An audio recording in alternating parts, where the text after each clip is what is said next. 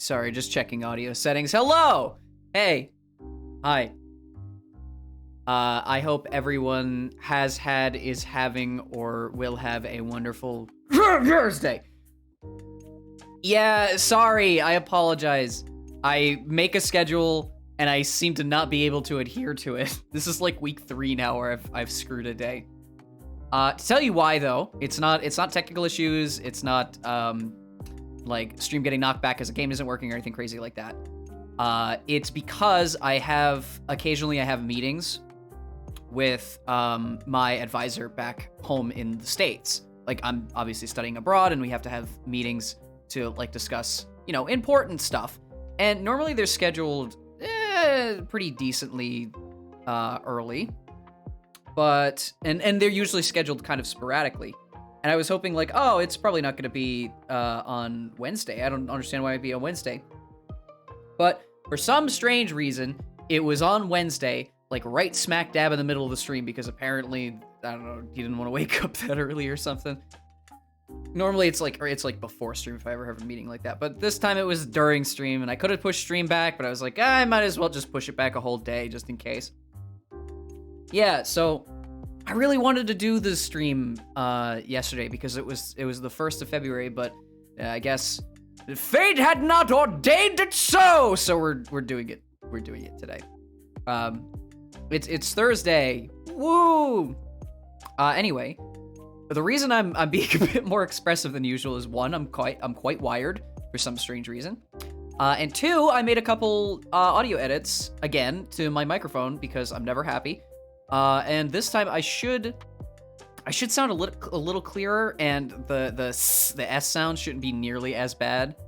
I noticed that when I had mixed my microphone before, I had increased my bass frequency and my treble frequency a little too far. And now I've cut the bass and got rid of the S, and it's called de-essing, and I've like equalized everything a little bit better. So if it sounds better, good. I'll check for the VOD just in case. I did listen back. I do listen to the sound of my own voice occasionally. I know, sacrilege, but yeah, like I did a little editing behind the scenes just to make sure.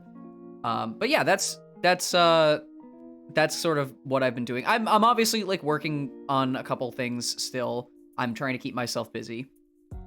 But it hasn't been easy the past couple of days or so. It's still cold. Today, in fact, it like rained the day before and then froze over, and I had stuff to do today, and I nearly slipped and died. But you know, that's just semantics. Anyway, today we are playing Binding of Isaac yet again. It has been a minute. I think it's been 2 weeks, I don't remember. Bad memory, you know? But it's been about 2 weeks-ish, roughly speaking. So we will be trying to get at least one victory run in, because it's been since the very first stream I did where I beat the boss. And yeah, I know Isaac's hard, and I'm bad, but I at least want to get one run in. I don't know what's gonna happen. I might just add another like 20 onto the counter, which I did last time. But you know, there's always hope, and that's why I play Isaac, for that just constant sense of hope that's just there, and I want it, and I want to win, so we're gonna try, and that's how the game's gonna go today. So, with that being said, let's play some Isaac and have fun, eh? It's been a minute. It's been a minute. I really wanted to play Isaac, and this is all in prep for tomorrow. Which it's now tomorrow, because I am going to be playing a game I really am excited to play, but we'll get to that later. Right now is Isaac, so we do Isaac. Let me swap scenes and boot the game up, and we'll get right into it. I am so ready for Isaac today. As long as it doesn't screw up like it usually does. Also, you like you like Isaac in the bottom here? He's gonna accompany us for the stream today. To like not make it so that everything wasn't terrible. I tried to find a funny GIF to like tide everybody over from the other day. And I found this Fortnite dancing Isaac. And I could not get enough of it because it is the dumbest thing I've ever seen in my life, and he is now going to be our friend for the stream. So, let's return to our bad save with 30 losses. Oh, my poor gaming skills. My poor gaming skills. But the hope today is to get at least one win in. I don't care how long it takes. I do have a set time limit because, you know, I don't like streaming more than like 2.5, 3 hours. But who knows? We could get a win in the next 30 minutes. We could not get one. It's icing. It's random. Speaking of random, we're going random. It's gonna give me something that is gonna destroy my run immediately. Oh, great. Okay, Fate is a cruel mistress because you don't start me off with an Azazel run. I love Azazel. He's so edgy, and he's my favorite character because of his playstyle, but you do realize I am the glass cannon when I play this man. I also have to get back into the swing of things because it's been like 2 weeks since I played, so I'm going to fail a hell of a lot. Oh, sorry, a hiffle of a lot. You like that reference? I don't know if that reference is too oblique or not. But I thought it would be a fun little gesture. If you're wondering what hiffle means, for those who are not in the know, essentially that is a reference to Team 4-Star, which Team 4-Star is a abridging group. I don't know how much they abridge anymore, but they're probably one of the most famous abridging groups of all time. And they did, obviously, Dragon Ball Z. That was their main hobby horse of the series for a very, very long time. And it's probably one of the most hilarious abridged series on the market. It's actually like one of the best ways to rewatch Dragon Ball Z because they get everything canonically correct and they just make a joke out of everything too. But the hiffle bit is from when Son Goku goes all the way to, you know, the bad place, which because I don't know, jokes, they didn't want to call it hell, so they called it hiffle, which hiffle is was it home for insecure losers or something like that? But I just remembered it on a whim and I was like, you know, that'd be a fun title. I'm immediately going to die from spiders. The point is that I want at least, I'm gonna say this constantly, I want at least one win. I am tired of these monkey fighting snakes in this Monday to Friday basement, and I want at least some street cred. Sincerely. I love this game too much for me to be bad at it. Spider bite. Alright. I believe that's the entire floor conquered. It is. Oh, wait, now that I have coinage. Wow, 22 coins on the first floor? Awfully generous. Now that I have some decent coinage, what do we actually have here? That one's pay to win, I think. You know what? Let's be smart. Let's be very, very smart.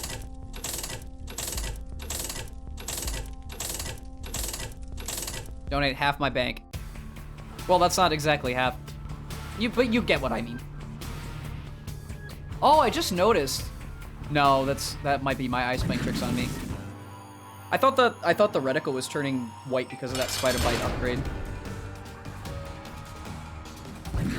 I already have 3 hits left out of 6.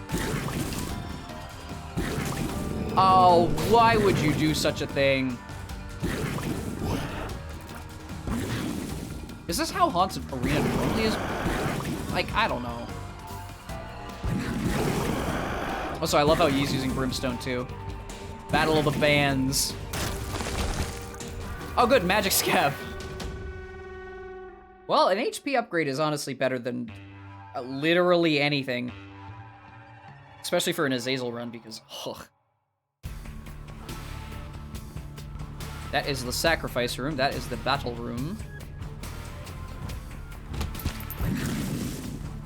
I honestly have no idea. I'm sure you've noticed already. I literally said it. But my energy is really high today. Normally when I start stream, it's usually after, like, I take a nap or I've had a very long day or something like that, but for some reason I'm really high-strung, and I have no idea as to why. Well, actually, maybe I kind of do. So, earlier today, I got really lucky with that key, by the way. Earlier today, I had a meeting with... It's a completely different person. It's not the advisor that I mentioned before. Because I met in person. How can I meet someone in person if we're 4,000 miles away? But I met with an advisor here in Japan who is going to be handling my my program for the next 6 months-ish, something like that. It's a future plan, you know? Obviously, the school term is almost ending here. It ends at the end of February. And then it doesn't start up again in April, so I have the whole month of March to deal. And don't worry, I have been thinking about what I'm gonna do for March, both IRL and for this channel. So don't you worry a damn bit about that. I have been thinking about that for months now. But anyway, I met with that advisor, who is actually an astrophysics guy. Yeah, crazy sounding. More HP up. Is that Little Brim? Yeah, buddy. But yeah, so I may be in the future here. I may be interning, quote unquote, in a research lab to do astrophysics, which is like, oh my god. Honestly though, I was not expecting to have the opportunity that I had, but he was such a nice guy, and I think we genuinely got along. Bonus points, he's pretty solid at English, so, because again, I'm in Japan, and while I'm definitely not bilingual, I can get by, at least partially. Like, conversational level, you know, like JLPT, N3, maybe N2 if I'm lucky.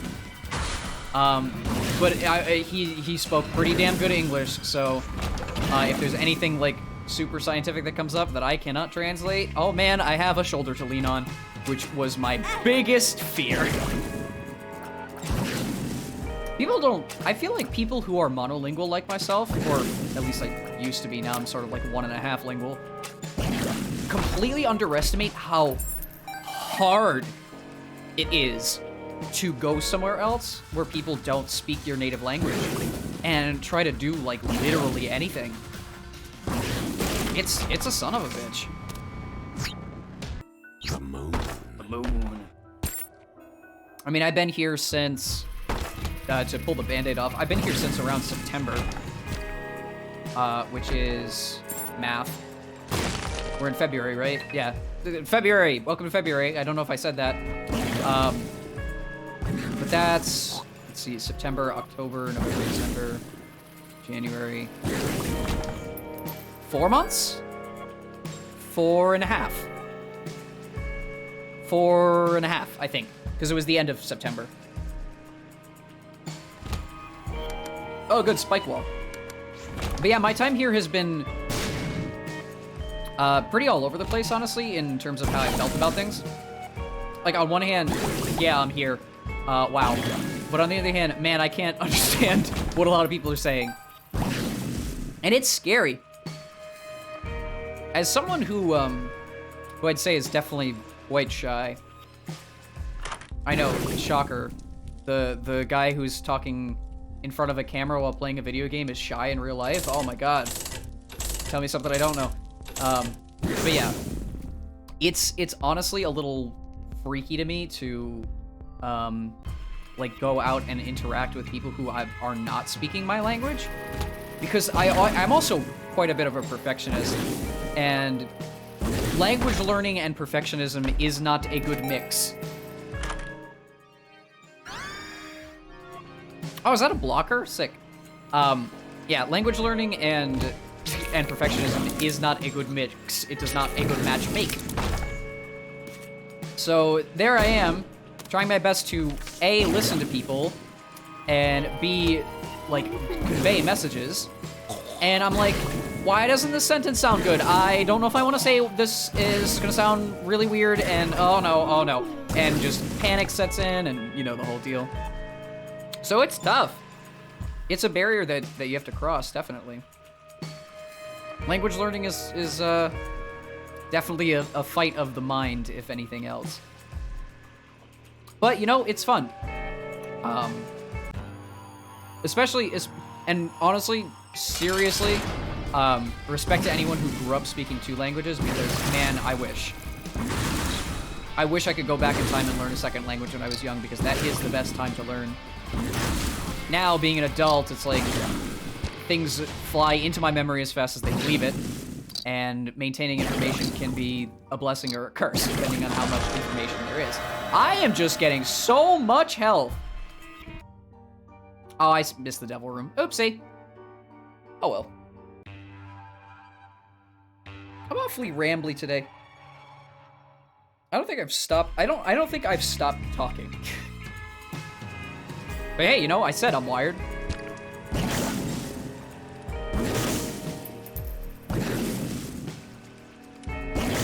It's probably because I'm playing, I don't know. At this point, I feel like games that I've played regularly, like a lot, which is at this point, I think just Minecraft and Isaac. The gameplay kind of fades away and it just becomes talk of the town hour, which I'm fine with. I don't mind. Sometimes watching the same game is boring. I don't think Isaac's boring though. It is probably one of the most hectic games that I play regularly. For better or for worse. Hey, is that? Oh, what zodiac is that? Before I pick it up. Virgo. Scorpio. Damn it. I do want to memorize those symbols because they're really cool. That's Greek mythology, right? The Greek zodiac, I believe. I'm not talking about astrology here. I believe so. I think that's correct. I don't know. I'd have to double check. Ah! Oh yeah, I can cross map with little Brim. Having long range and short range Brim is nice, actually. But man, does it take a second.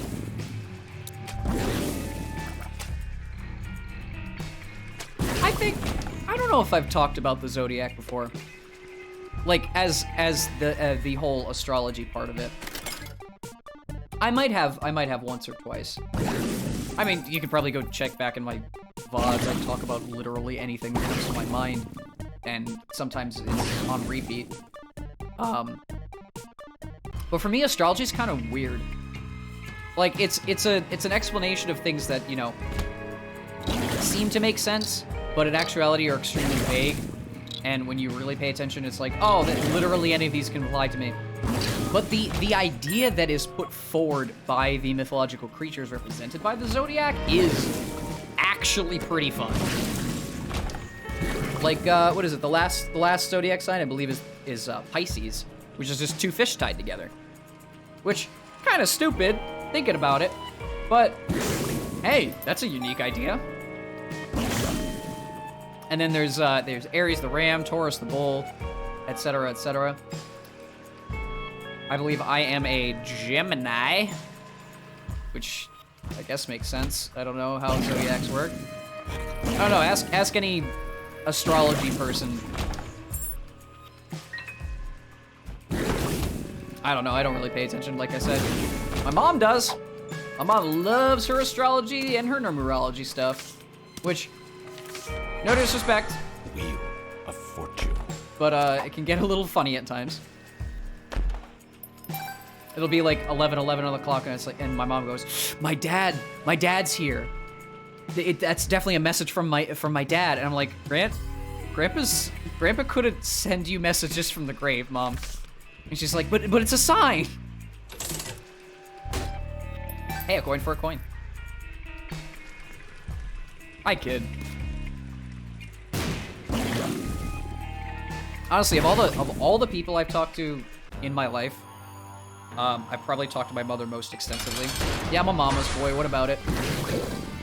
But not just like Not just like, Mom, I have problems and I need to talk to you about them. I've literally have talked to her about practically everything.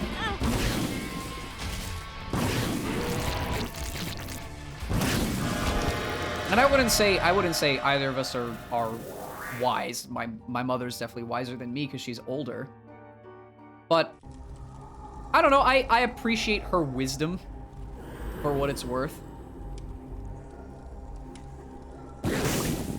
And we may differ in opinions. We differ in opinions quite a bit, actually.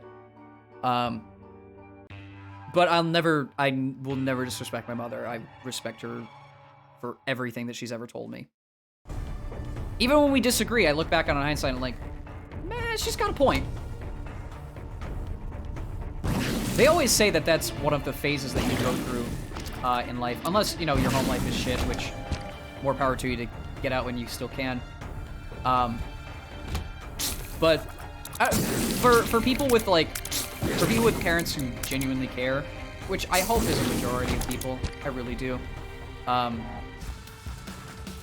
You go through those phases where when you're a kid, you're like, wow, my mom or my dad, they know everything. And then you become a teenager, just like, my mom or my dad know nothing. And then you become an adult, it's like, wow, they really did know quite a bit, and I probably should have listened. And then, oh my god, my mom actually said it the other day. When you hit about 35, it goes back a little bit, and it goes, no, maybe I was right, and maybe I was smarter than I thought I was. Because you get that, it's quote-unquote the age of enlightenment is in your 30s. Which, I don't know.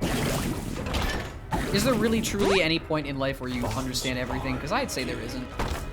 We come pretty close when we're very old because we've had a million experiences and can sort of interpolate and extrapolate from them, but who knows, really?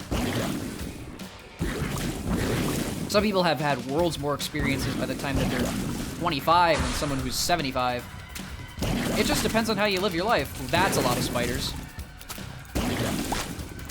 Okay, that's good. That's enough spiders! I did nearly die from that. Thankfully, I still have one heart. How far are we? Are we like on stage 3 or 4-ish? I don't know. Since when did the heart shoot? Okay. And Guppy's collar didn't work. All right, first loss of the day. Honestly, I wasn't expecting a lot. I got much farther than I thought I was going to. First run out. That was a surprisingly decent run, though. Hello, Samson. I don't think I've ever used Samson. What's his ability? He's the guy who had blessed hair, right? And he was like, if he cut it, he was forever cursed or something. Cricket's body. Oh. Yeah, no, I feel you. That's kind of sad, honestly. Also, isn't Cricket's body like really overpowered? Because of the splitting tears. Dude, I can't do anything.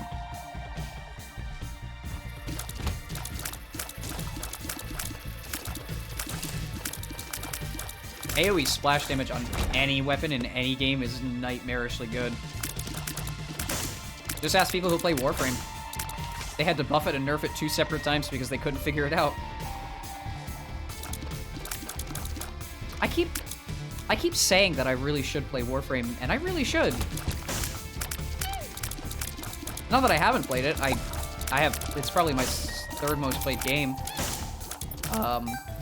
But I binge played it for like 2 months straight, and then I kind of stopped.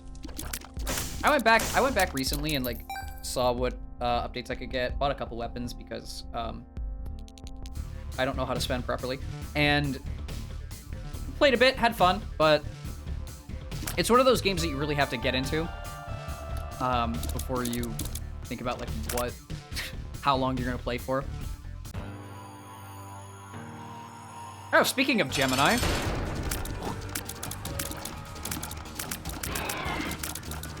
But it is really fun. And the community for it is one of the better ones, definitely. First time I was ever on a Twitch stream, one of my best friends started. It's the same friend who got affiliate, and I started modding his chat. I haven't really done much recently because he hasn't streamed it a bit. But if you're savvy enough and you dig through Twitch, which God bless you if you do, you can find my voice somewhere else. But the first streams that really got him traction was Warframe. And when we played together, there were a couple people, not a huge amount, obviously. Small streamer, small audience, you know the deal. But everyone was so apt to join in and play. It's the goofiest thing. We had a blast too. Someone brought out a Vauban Prime build and blinded the entire map. That was fun. I know that you can do that with Oberon now. I saw it in a Mr. Warframe guy video. I desperately want to get that build going too. Just to screw with people.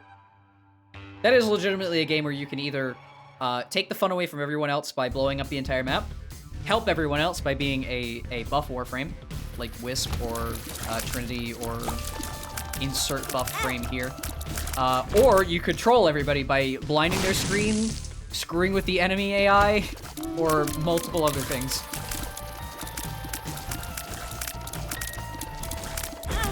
Ow. And unlike other MMOs, it isn't balanced around PvP. So they can go however they want with balancing. Oh my god. Now I just need a range up.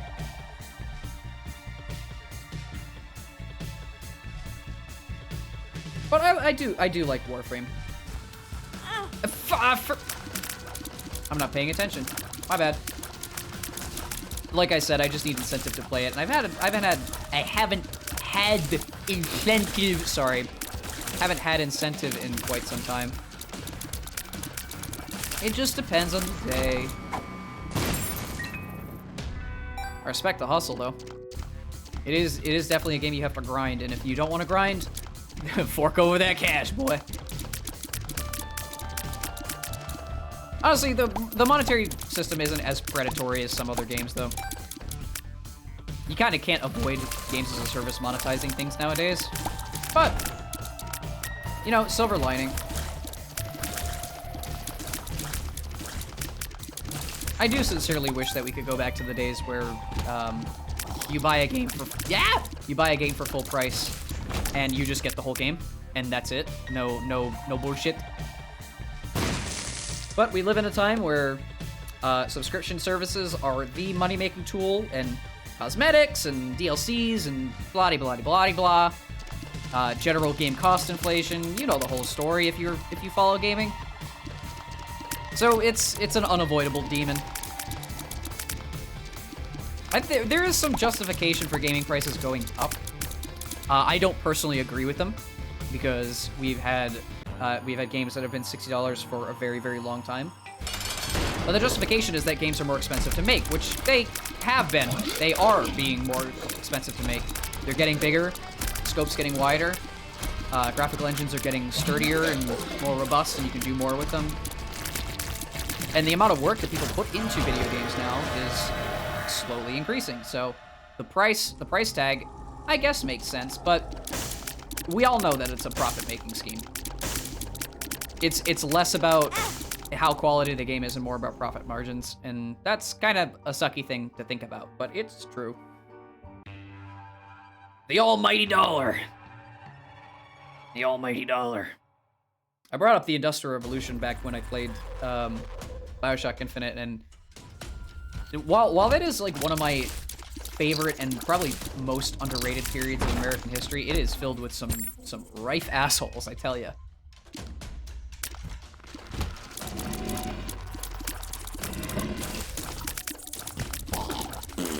Anything can be bought and sold with the right oil. It's like everybody during the 1800s. Oh yeah, I can't fly anymore. I have to be careful. Give me something good. Nice. Actually decent for once. Ow. But yeah, we're in February now. It's definitely weird seeing time go by this quickly. I say that a lot, but it genuinely terrifies me sometimes.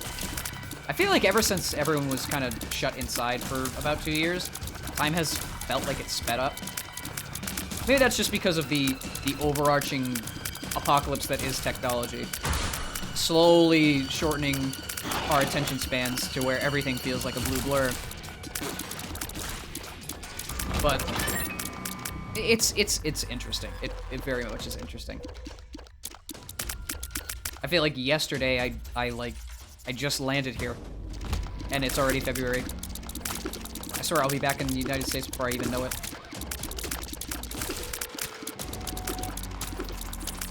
Then again, at the same time, like, certain days feel slow. Oh my dear lord. Oh, did I speed up the whole game? I sped up the whole game. I sped up the whole game. I sped up the whole game. Ow.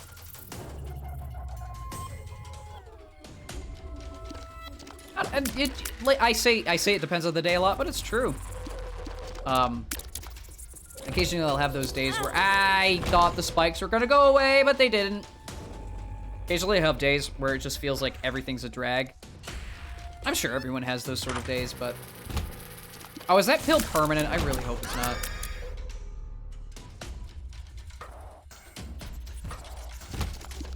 But you understand. You understand the feeling, at least, I hope. Not to say I'm in a state of mind where that would cause me any mental strife, but, you know. I've had my downers. I have. I think most people have these days.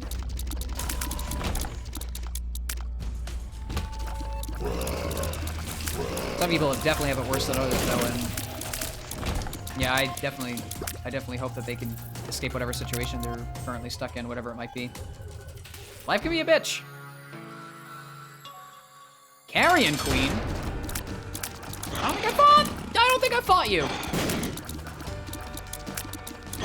Also, the poop bombs is very interesting. Hey! I figured out where your weak spot is. You shall die. Oh, but yeah, no, that's a permanent upgrade. Slightly scuffed. Also, I did get a luck bonus. The entire game is going to randomly speed up this whole run, and I don't know if I'm going to be able to deal with it. It's like ADHD in a nutshell. Random bursts of, oh, they're gonna do this one thing! And then, I feel like it. A lot of people who don't, have ADHD. I don't know if I do or I don't personally. I'm not gonna self-diagnose myself, but I've known people who have ADHD, and I know about quite a few of the symptoms of it. But it is like the comparison that people usually make is essentially the focused on one thing and it's, oh, pretty butterfly.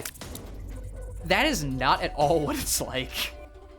That like, it could be a joke, but some people probably actually misinterpret it that way. It is not at all like that. It's essentially the inability to focus on one train of thought for longer than, like, for really bad HD, a few minutes at a time.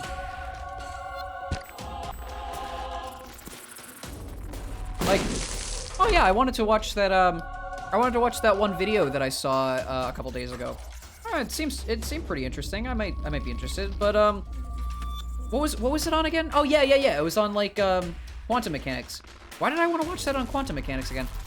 It had something to do with like Planck theory and something about like Planck length. Isn't Planck length like the smallest unit? Yeah, it's the smallest. Oh yeah, that's right. I wanted to learn more about that, but what did I? Oh yeah, no, because it had something to do with like the length of the. I don't remember, man. Oh well. What did I want to watch again?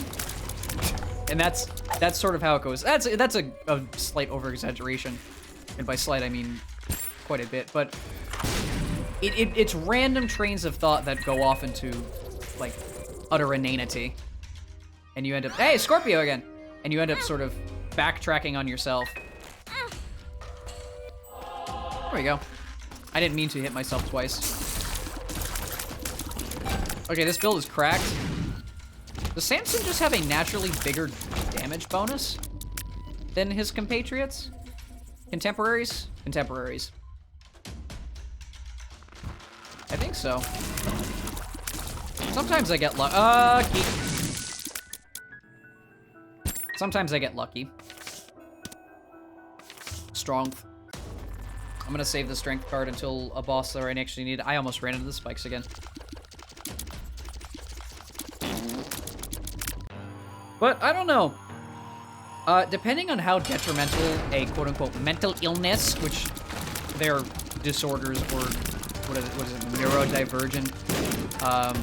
neurodivergent thinking patterns, I believe is a more eloquent term. Depending on how badly it affects you, I am so fast. It can be like a blessing at times, but it can also very, very much be a curse. There's a reason there's something called a savant, you know? That is the pact. Do I want to eat 2 soul hearts and 1 heart for that? Sure. Yeah, you know what? I think that was worth it. I do want to know what that stabby thing was, but I don't want to waste more hearts. Damn, Samson, we got some cracked setup!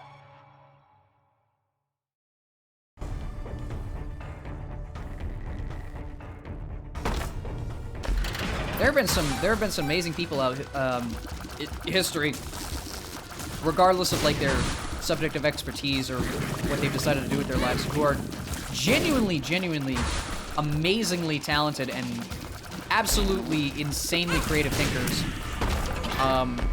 who just are drawn back by something. Oh, matchbook. Like, I watched a video, I think it was, yeah, no, it was earlier today. I had seen it before, though, and I wanted to rewatch it because I wanted to remember what it was. I'll take the fish head, actually. And it's on this, this viral artist named Brian Lewis Saunders. I believe that's his full name. That might be Sanders. You can look him up. It'll probably come up. And he was essentially a very troubled kid who became a troubled guy. And he went through a series of experiments, which is like his most famous artistic project, where he did, well, to like really open the can of worms on it, he decided since March of 1996, I think it was, to do a self-portrait of himself every single day for as long as he can, and he did it for years and years and years and years and years, and he might still be doing it, actually. But at one point, he did an experiment where he wanted to take as many psychoactive drugs over the course of a couple of days as possible, and then, like, categorize and do a self-portrait of himself under the effects of all of the drugs. And it's interesting to see how they affect his brain and, like, what his artistic mind creates out of the visions he sees. But he was a very troubled guy, and if you've ever seen an interview of him, he definitely doesn't speak or act or function like a quote-unquote normal person would, if that's even something that you can say. He's definitely a bit quirky. I think that's eccentric. Eccentric is a much better word. But his art is phenomenal. And there are many, many other people, especially in art, who have had traumatic pasts or mental issues or things like that, who are insanely talented. That's kind of, weirdly enough, that's like a lot of extremely popular artists, honestly. Like, didn't Vincent van Gogh have, like, severe depression? Something like that. I remember reading about that. Oh, that's right. That's how you jump. I have to remember how to jump. Unicorn stump? Do I want jumps or do I want stump? I'll take the stump. Damage buff plus damage buff plus damage buff equals boss melt. So maybe, possibly.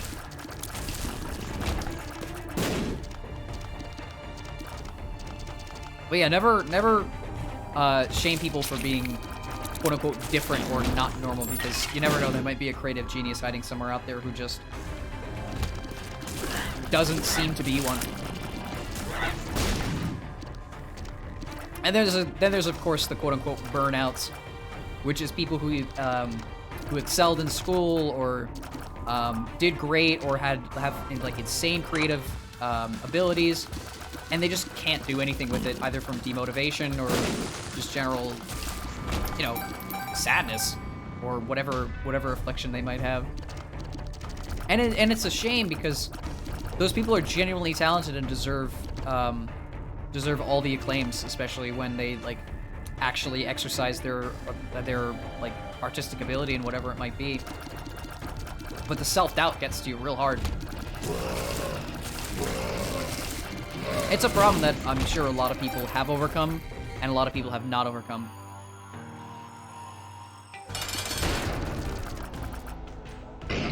Oh, it just gives me invincibility frames. I thought it was damage bonus. Never mind. Yeah, I'm gonna go get jump after this then. I don't really need iframes. I might regret that decision later. Hey, meat cube. Yeah, let's go get that. Let's go get the jump book. Where was it again? It was the library, right? Oh no, it's right here. All right. So far, so good, honestly. We're doing okay. Two runs in a row, I actually had some decent luck, which is shocking.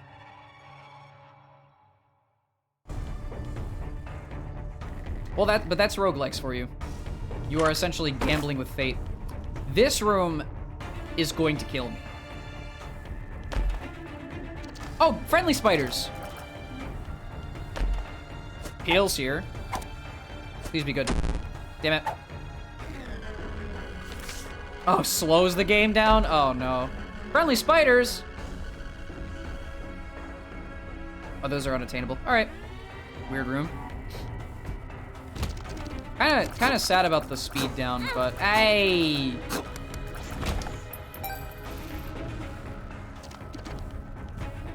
Again, I start talking about good luck and bad luck and all these things, and the game starts listening to my jinxes really... Why did that happen? The game starts listening to my voice. I genuinely wonder whether or not... I'm sure people have had this thought for ages. But I genuinely wonder or not how many things are truly coincidental and how much the game, like, is secretly listening to you. I'm kidding. It's all pure coincidence. But it's just funny how... It's just funny how many, quote-unquote, perfectly timed moments there are with stuff. Both between people and, like, playing games and different things. It's just interesting. Maybe it has to do with confirmation bias, because there's 1.5 million times where things don't line up. So the few times that it's due, it's like, oh my god! Probably the most famous example of confirmation bias is that old Spider-Man dancing gif, where you can sync it up to pretty much any music, because at certain points, the rhythm of the dance matches with a set of BPM. And it's like, oh man, he's actually dancing! He's dancing to the music! This is amazing! When in actuality, it's like, your mind is subconsciously picking out the points where he is dancing. But I'm just kind of rambling out my ass. I might sound smart, but I'm really just talking about things that show up in my mind.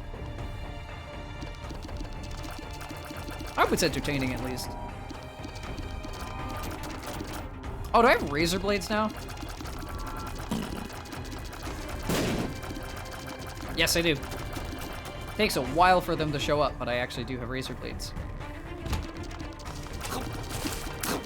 Oh, there's a button somewhere. No, there isn't. It's enemies to kill. Open your hat. Thank you. The devil. Oh, wait, that's to just visit the devil room, right? The devil. Never mind. I thought it was. I don't know what that card does, but I'm glad I used it.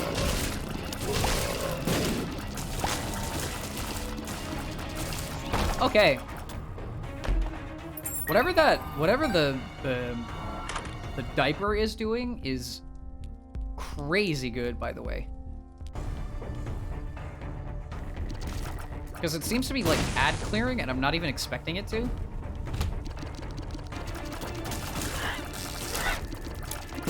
I love all the items in this game. They're so goofy, and some of them have genuine like lore aspects to them. Oh, that was a mistake. I hit the wrong button. I can't reach that far.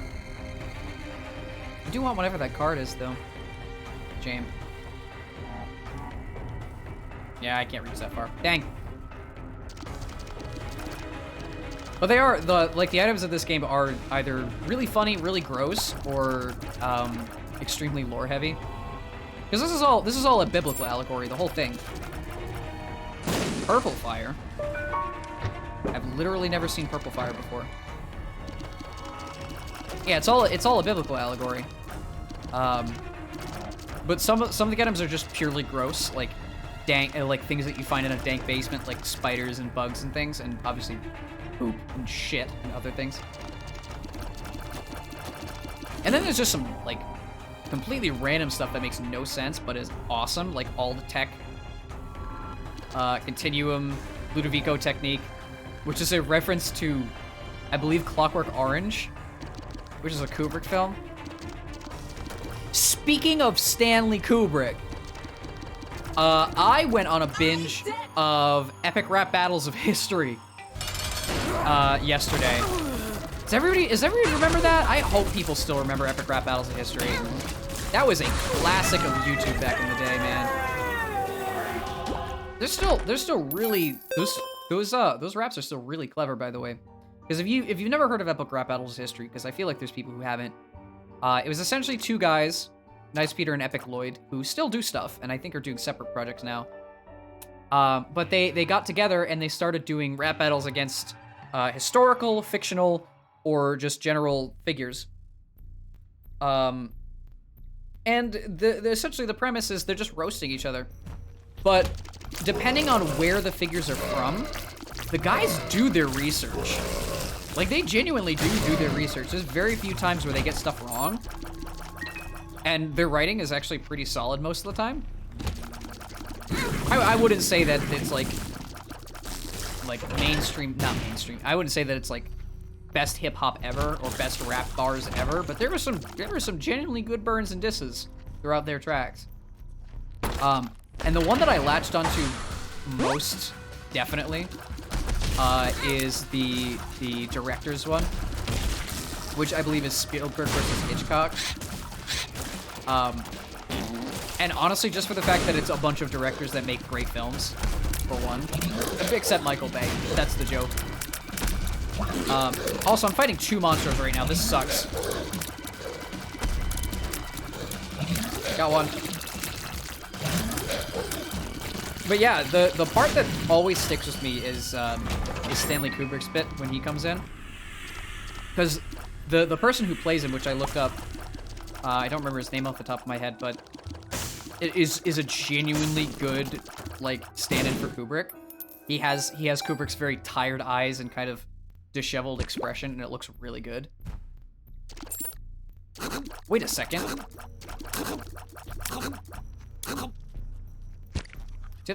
Am I proper? Oh yeah, no, I am supposed to be here. I'm just not paying attention again. I want those. I'm gonna get those. Wait, I can't jump over that? Oh, I can. Wait, so I could jump over there. Back the other way. Dang. But yeah, Stanley Kubrick's bit of the Epic Rap Battles director's one is so good. It's like so good. One of the best lines, which I didn't actually know was a thing until I looked it up, is do another take and get it right 127 times. Because apparently, during the filming of I think it came out in 1980, right? The Shining, with Jack Nicholson. The Steadicam scene where, near the end of the film, where Jack Nicholson has the bat and is going after his wife. Apparently they had to redo that scene 127 times because what's her name? Shelley Duvall, I believe that's the actress's name. Apparently she wasn't good enough for Kubrick, and they had to keep doing it over and over and over again, and it was like genuinely stressful, like the whole scene. But because Kubrick did that scene 127 times, the guy was a perfectionist, by the way. Because he did that scene 127 actual times, apparently that is the Guinness World Record for most retakes of a single scene ever in film.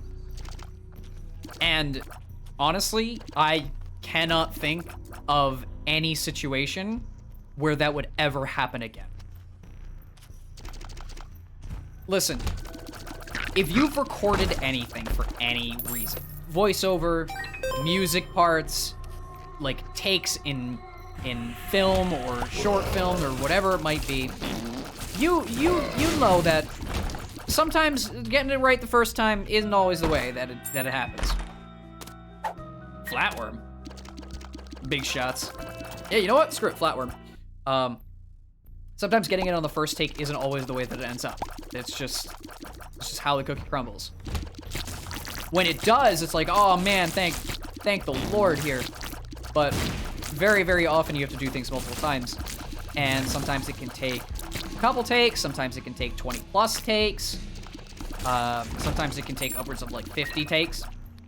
And once you start pushing into that realm of like tens upon tens of takes, it can start to get really taxing and you start to get really pissed.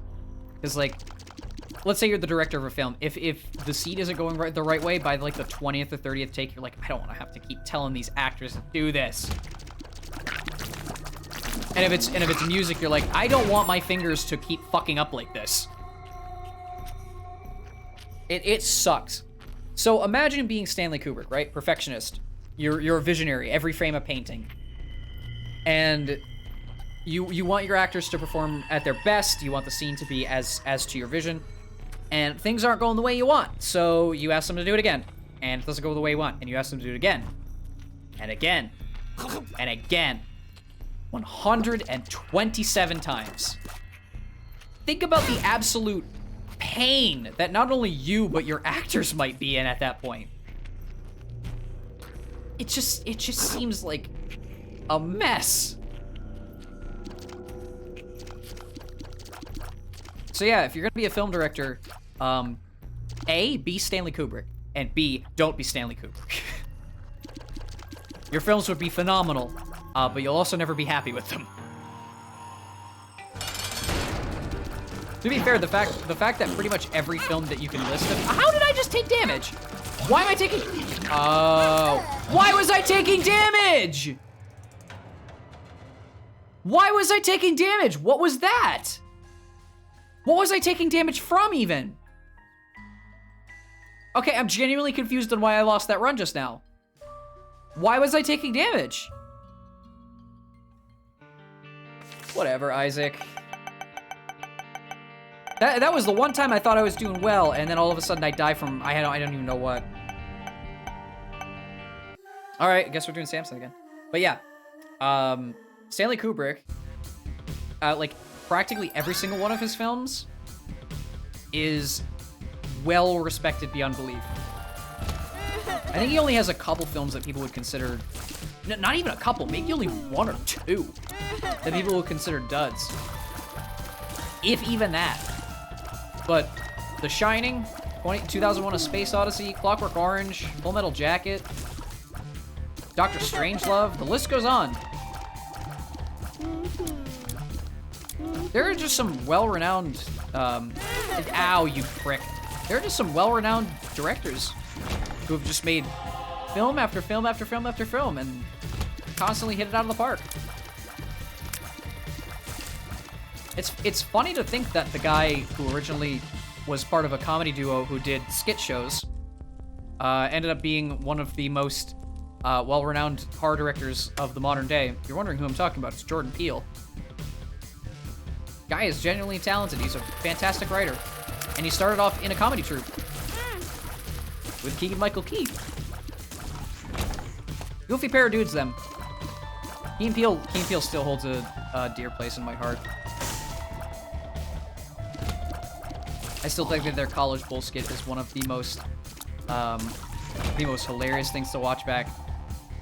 Jack Marius Tech, their tricks. It's just funny. It's just funny. Dan Smith, BYU. But that, of course, that isn't the only skit that they've ever done that has like either critical acclaim or is a genuine fan favorite. Like Clapper. That's another great one. The Landlord, where it's like he's super suspicious of everything, and he keeps using a very specific like set of terms to describe who he's looking for, and it ends up being the exact guy. Obviously, dude, the internet knows this skit at this point to a T. AA Ron. Yeah, if you don't know that skit, who are you? Also, I like how the gurglings keep trapping me in a corner as I'm trying to kill them. Like, seriously. I'm literally trapped in a corner. There we go. But you know, you can see talent when it happens, and like Jordan Peele is a great writer, both for comedy and for serious stuff. He did a really good job. It's honestly kind of amazing.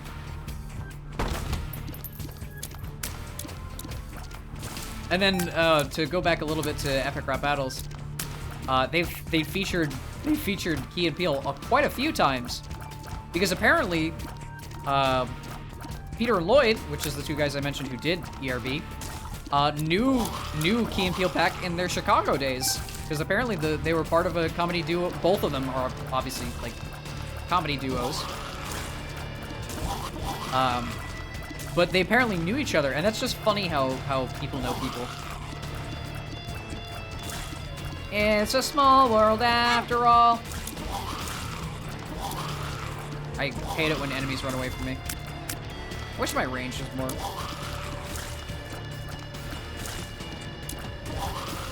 But you could tell I've been binging it because I have a lot to talk about.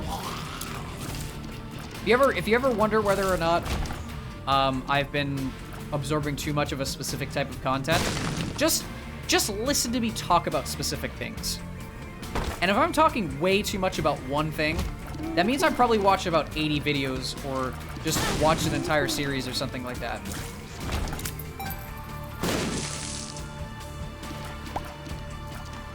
And honestly, normalize being a lore bard. Normalize going into excessive detail on topics that you like. Someone's gonna be interested in your words, right? At least that's the idea. Trust me, there's 8 billion people on this planet. Someone's gonna be interested in what you have to say. Hey, a range up! I need a key. Kinda running on fumes here when it comes to keys. Do we have anything? No, we don't. Alright. Well, that item room is dead. Let's see if I can get lucky. Oh, hey, flies. Not a key. But I'll take it, I guess. Alright, Pin. Still kind of miffed about that last run. I don't know why I just started dying. I had everything going great too. It's like, man, it's a roguelike, so you're expected to not do great every single run. But like, come on. Temporary demon form. Oh, a power upgrade. Maybe I didn't want that. Never mind. Oh, I thought I just left the level. Oh, I almost panicked. Well, as much BS as this game puts me through, I do love it. It's such a fun little indie game. I used to watch Binding of Isaac creators back in the day when everyone used to do like synergy videos. It's just fun to watch how you can break this game. Honestly, watching people break games is super fun. I mentioned I dabble a little bit in like watching speedrunning content.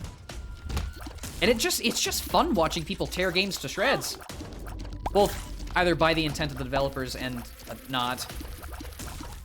If it is the developer's intent to make like a good game, it does kind of suck to see like how they can exploit the engine. But if it's like a C developer, like I don't know, Bethesda, screw it, tear that game to shreds.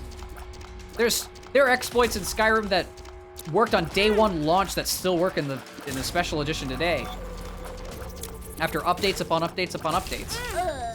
I wasn't paying attention. Right, maybe I should start focusing a little bit. 33. I'm not bad at Isaac, Mom. I'm very bad at Isaac. All right. Speaking of Isaac, actual Isaac this time. One thing I haven't seen if they exist, I don't know if they would because Isaac's a weird game. I wonder if there are speedruns of this. I feel like it wouldn't make sense though because it's a roguelike. Everything's deterministic and everything's randomized. Then again, that's the whole like random seed set scene thing with Minecraft, so maybe there are speedruns in this game. You definitely have to like constantly reset to get good items though. Unless there are seeds, I don't know. Oh, you know, wait, there are. It's that 4-character code that you put in at the beginning. Yeah, no, there are seeds. So yeah, no, there would be like set seed speedruns. I don't know, maybe one day I'll check into that.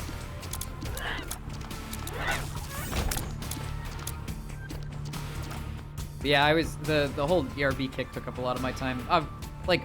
I'm still editing stuff down. I apologize for the wait on stuff, but I got quite a few things to churn out, so it's gonna take me a second. But when I'm not like actually putting work in or playing Destiny, brain rot's real. I'm watching like old content that I watch a bunch. And when I wasn't watching epic rap battles, I was looking into the historical figures present in the rap battles. And there are some really interesting figures in history. Man, I tell ya. Both complete asshats and genuinely intriguing people. Like the entirety of the Roman Empire.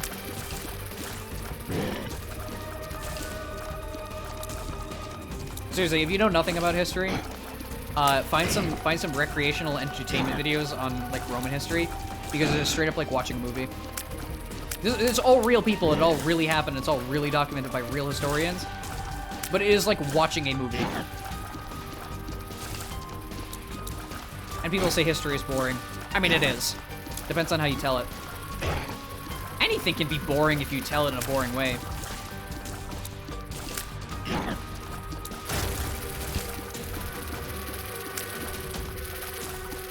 In the year 31, Octavian, son of Gaius Julius Caesar, fought his bitter rival, Mark Antony, for rule of the Roman Empire. In a grueling battle by both land and sea, Octavian was victorious, and Mark Antony retreated to Egypt with Cleopatra, and the two died. Like, that's not interesting. But if you look into that event, there's a million things that make it genuinely interesting to learn about. It's all about presentation.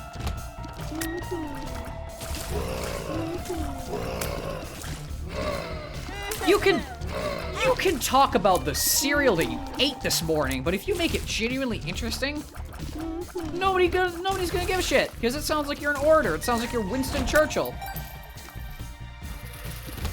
I realize I used 2 keys and I probably shouldn't have. Or do I just not have keys? I just don't think I have keys. Ask and you shall receive. Oh dear, Isaac. Got a little bit of tooth decay. Oh, I did use it for this. Never mind. That was probably a waste.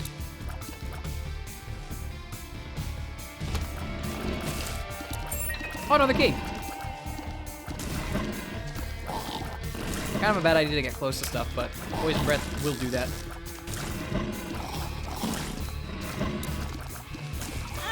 Ow. I'm not wrong about that, like, style of speech thing, though. It is genuinely amazing how, with tone of voice, general inflection, emotional impact, and a bunch of other aspects, you can make even the most boring things sound like a great adventure. And it's fun. It's fun to listen to stuff like that. I give Defunct Land so much credit for essentially taking what would be boring logistics and like engineering of theme parks and making it this like insanely interesting story of money, power, politics, and how insanely inventive people can make mistakes.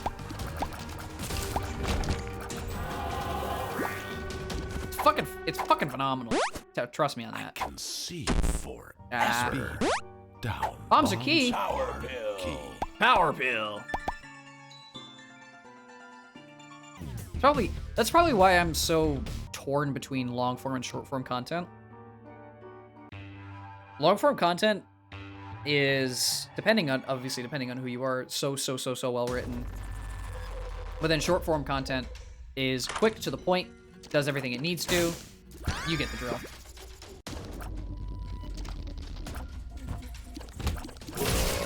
Honestly, it just depends on your audience. Nowadays, I've said this already, but nowadays our attention spans are so limited. So it's amazing that there are people who can make 2, 3, 4, sometimes 5, sometimes 10-hour videos and get the attention that is well-deserved for putting that much effort into a project.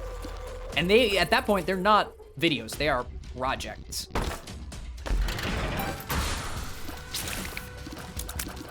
I watched a retrospective on a game series I've never even played, but have heard about in fleeting. It's called Legacy of Kain, essentially, is the name of the series. And back when I played, because I grew up with a PS2, I had a jam-pack disc with a bunch of games from like around the 2000s. All demos, obviously. It had Zone of the Enders on it, I remember that too. And was it one of the Red Faction games, I think? Something like that. But it had Legacy of Kain, Soul Reaver 2, and I was like, wow, the design of the protagonist of this is so cool. What even is this game? And then I just started digging deep into the lore behind Legacy of Kain. And it is some of the most well-written, most underrated gaming I've ever witnessed in my life. But the quality on the actual game, you know, the most important part of a game, is hit or miss, which is so disappointing. Because when you play a video game, especially if it's like very story-driven, you want your game to be a game, but also tell a good story. And if your game tells a good story, but doesn't, you know, function as a game, you're essentially playing a visual novel with bad controls. And hey, there's a market for that, but again, it's a game. It's kind of in the name that you should have some interactivity and it can't be trash. But the story that's being told in that series, in Legacy of Kain, is so cool. It is so cool. It sounds like it would be better used as like a novel or a movie. Essentially, there is this nobleman named Kain. He lives in Nosgoth. And in Nosgoth, there were originally 3 races: the humans, vampires, and Hilden. Which Hilden are the old archaic race that no one knows much about. They're like super secret and secretly pulling strings behind the scenes, but yada yada yada. And Kain is an aristocrat, a human being, and he is killed at the age of about 30, and he is resurrected and turns into a vampire. And in the first game, which is called Blood Omen, he essentially squanders his gift and says, I need to get cured as soon as possible. But as the game goes on, you realize that not only is Kain a complete bastard, but he also realizes the power that, you know, being immortal and, you know, being super strong and all these things can give him. So he eventually says, and this is the canonical ending, he eventually says, you know what? I won't sacrifice myself to save the world. You know what I'll do? I'm gonna keep my gifts, and the world can suffer for my decision, and that's what happens. And in the sequels, it's like it deals with the ramifications of that decision. The backstory of like, sorry, the backstory of why Kane is super important to everything, and just 1.5 million things that all come together and culminate in some crazy time travel shenanigans. Yeah, time travel shenanigans. It's a fantastic story, bogged down by semi-repetitive and kind of wonky game design. There are some genuinely good games in the series, though, like the Soul Reaver pair is good. Soul Reavers 1 and 2. And honestly, I kind of, in a weird way, I kind of want to play them even though I know everything about them. I'm weird like that. When it comes to story and lore and things like that, I tend to spoil myself quite a bit. Just because it's intriguing to read about. For instance, I know next to everything about Dark Souls 3 and haven't touched the game for more than like 2 hours. But yeah, you like, it's just fun to learn about world building stuff like that. I take one more hit, I'm dead. But yeah, it's just fun to learn about world building stuff like that, and I kind of spoil myself on what happens in the games by doing that, but it weirdly enough doesn't detract from the experience. I may have mentioned that it did a little bit in the BioShock series, but I don't know. It depends on how I feel when I look back at how I played them. That shock and awe of BioShock 1, the whole "would you kindly" reveal. On one hand, I'm sort of ashamed that I never got to experience it firsthand, like completely blind. But on the other, the build-up to it and knowing every single little tidbit of hint leading up to that is cool in and of itself. And there are times in movies and games and novels and what have you, where knowing the end game spoiler actually makes it better. Because you can see, Jesus, you can see why they set up the way they did, and you can see like all the foreshadowing and all that. And credit where it's due. There's some damn good writing that goes into foreshadowing. Ow.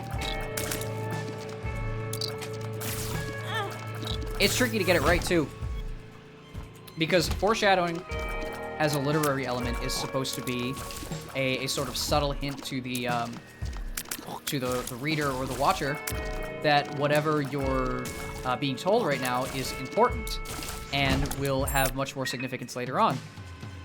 But there is a way to execute on that, and you can do it pretty badly. You can do what's called spoiling it, where you just completely give away exactly what you're trying to foreshadow. Experimental pill.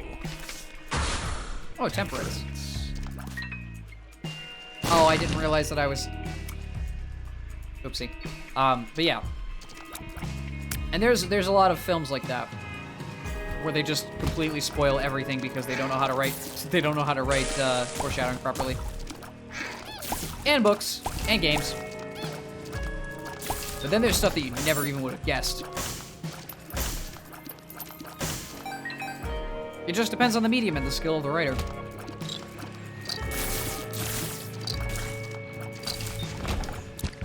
I haven't watched movies in a while, though. I say that a lot. I haven't watched movies in a while. I have to really be interested in something. What's the last movie I actually watched? Oh, it was Bullet Train, right, yeah. I talked about that on... I don't remember what stream I talked about it on, but I talked about it that I saw Bullet Train with Brad Pitt, and that movie is very goofy. It's one of those movies where if you don't take it seriously, it's more fun than if you try to piece it apart and make sense of everything. Sometimes we just want dumb flicks, you know? Probably why Michael Bay is as popular as he is. Back to directors! Look at me coming full circle. Did I make it clear that I don't like Michael Bay? Is that clear? Did I make that statement clear? I don't like Michael Bay. I think he's kind of a shite director. For 2 reasons. One, I've seen pretty much all the Transformers films, except 4 and 5, because at that point I lost interest. And 2, every time he does anything historical, it is one of the worst depictions I've ever seen in my life. Like, Michael Bay, for those who don't know, while he's famous for a lot of his action flicks and explosions and yada yada, he did a film called Pearl Harbor, which, if you know what Pearl Harbor is, yeah, it's not historical fiction. It actually happened and was bad, and many things came out of it, and World War II, yada yada. But the way that it's depicted in Michael Bay's Pearl Harbor is so aggravating to watch. Genuinely aggravating to watch. There is a sailor in the middle of the film, while the ships are going down, who says, "I can't swim." A naval enlisted military private, I'm assuming his rank was private, I don't know for sure, says, "I can't swim." Now, I don't know much about how the military works. The most information I've ever gotten from how the military works is from my dad, who was in the Air Force, and Call of Duty. So I am no expert on the matter. But if I had to take a fucking guess, I would say that if you are in the Navy, you know, the thing that handles boats and being in the water, it might be a damn good idea that you can swim. Just saying. But hey, maybe he was just like a console guy, or... No. It's genuinely dumb. It's genuinely stupid. I'm using that as a very specific example, but there's more, like, egregious mistakes like that. Not specifically just in Pearl Harbor, but it's... Oh man, is it a good example? Is that the second time I've gotten squeezy? I think it is. But hey, it was a box office hit because dumb action flick, so it's the same as B movies. I think that's why Adam Sandler got as famous as he did. No shade at Adam Sandler. I honestly don't think he's a good or a bad actor. I think he's just mediocre. And there are some movies that are good, like Happy Gilmore. But he sort of has this air about him of, I'm gonna make a movie, invite all my actor friends, and just hang out for a bit, make some quick bucks, get everybody to be monetarily comfortable for a bit, and then just disappear again. And honestly, respect. His movies are kind of crap, but you know why he's doing it. He's also has that opportunity, so.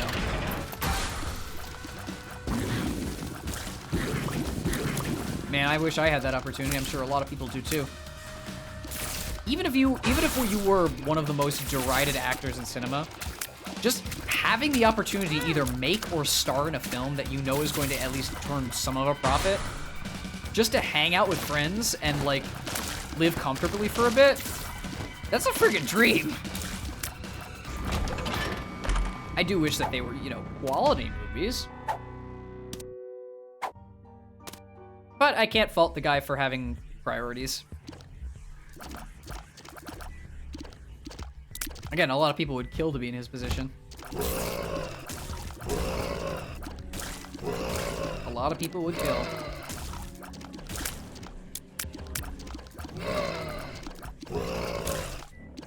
That's, I feel like, the issue, too, with fame and fortune. A lot of the time.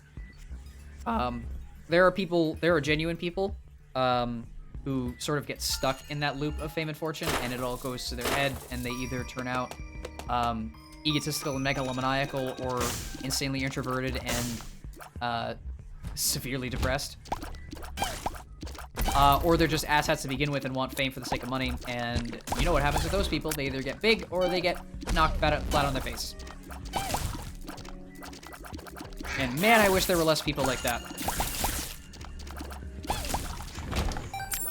I know that we all have to make a living.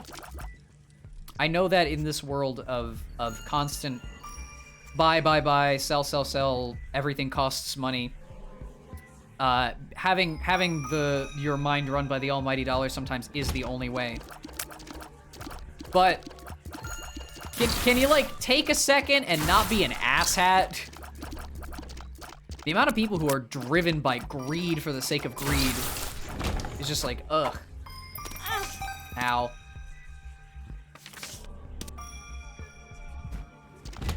But it's a constant uphill battle.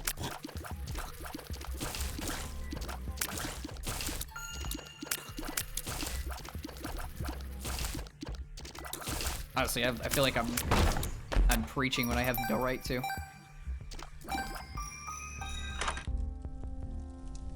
Hey, can I buy that? Yes, I can. But again, it's all train of thought stuff. A word I've used to describe my like random rambles about either very deep topics or very controversial topics. It's derogatory on purpose because I apparently don't even respect myself. I call it philosophizing. And if you know what philosophy is, it's essentially the study of why. Like, why things happen. But, well, not why things happen, like why we think the way that we do. That's more of an appropriate approach to philosophy. But philosophizing is essentially me saying, I'm talking like I know what I'm talking about when I clearly have no expertise in the area. And to say that a lot of people do that is an understatement. I do all of it though because I have the wish to know. And there have been times where I've spoken out my ass about a topic that I'm clearly not familiar with, but I'm using either interpolation or extrapolation to try to get a point across. And someone's like, no, I've literally either done that or been a part of that. And I can tell you for a fact that you're wrong. And I'm like, oh, really? Oh, I am sorry. Could you please explain the right thing? And then I learn. But I did go through that cycle of embarrassment of thinking I'm right and then figuring out I'm very, very, very wrong. And hey, if you go back through my videos, you can probably find something that I've said that makes either no sense or is clearly wrong and call me out on it. And honestly, fucking do it. I want to know the right answers. If there even is any. Philosophy and thought experiments can be weird like that.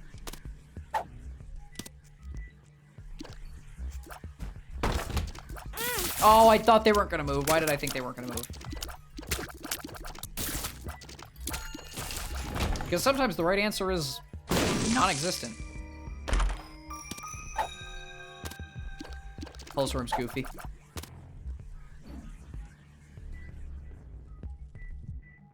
And you can weave a web of whatever chaotic nonsense you think makes sense. It just depends on how you spin it. I've seen a lot of that too. People arguing a point that either is clearly wrong or makes no sense. And you get people to listen. Some of it I think has to do with our own ego. Like, we are all ego-driven. Bit of a Freudian philosophy, even though Freud wasn't a great guy to deal with, and his philosophy has been debunked multiple times. But the ego is a genuine thing, and it is a driving factor. But essentially, like, we all have that ego that we want satiated, and if someone agrees with you, hey, that's a boost and makes you feel like you're more right about something. And it can feel good. It can, definitely. But sometimes you get stuck in, what are they called? Think tanks. I'm not sure if that's, or the more derogatory internet term, circle jerks.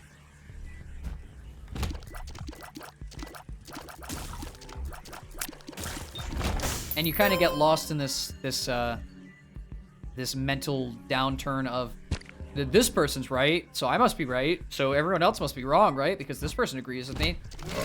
And you never leave the echo chamber. That's the word I'm thinking of. You never leave that echo chamber, and it's kind of a shame to see stuff like that. You always, especially with controversial stuff, you always have to look at something from both sides. If they, you know, if the evidence is there for both sides, see which one makes more sense, and then determine which side, one, you believe more, and two, makes more moral, philosophical, or logical sense. And sometimes what you believe in and what is true are completely incompatible. When it's something that's, like, able to be proven, though, there is sort of like, are you sure that that's something that you want to disagree with? But, again, always ask questions. That was one of Socrates' hobby horses. Socrates! That was one of Socrates' hobby horses, was always ask questions. Though the man did have a habit of asking so many questions that he rarely let people ask questions about his own philosophy and just kind of tore everyone else's apart. But it's good to ask questions. It is.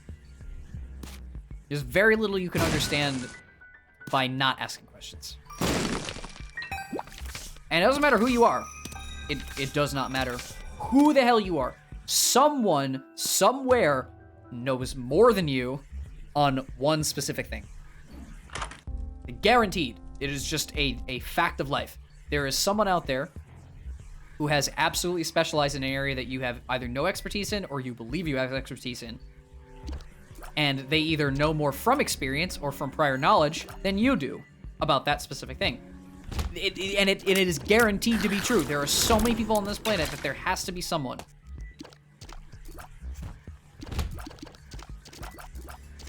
The day where there is a person who knows the most about one thing and no one knows more than them will be an insane day.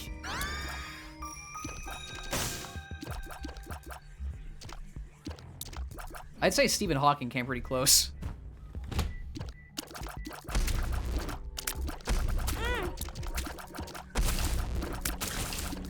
Of all the people who, yeah, I'd say Stephen Hawking came pretty close.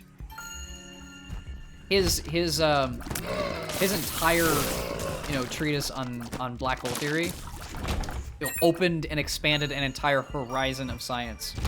I mean, Einstein laid the groundwork, and what is it? Hawking, you know, Hawking did use Einstein's theories in his own research, but Hawking literally revolutionized, like, black hole theory and wormholes and all these things. He obviously wasn't alone in it. Nobody is truly alone in science. But, yeah, he definitely knew an insane amount about his subject area.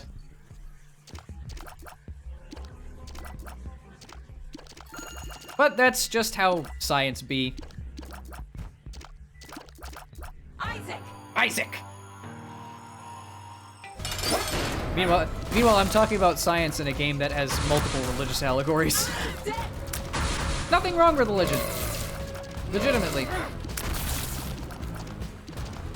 I use a lot of religious terminology in my language because that's just how I grew up.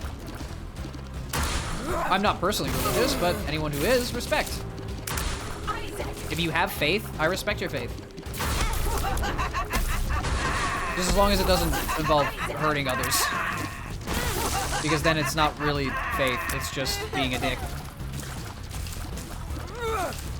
And that's true, by the way. Torn photo! Oh my god. This sad, fly-covered, pubescent little kid.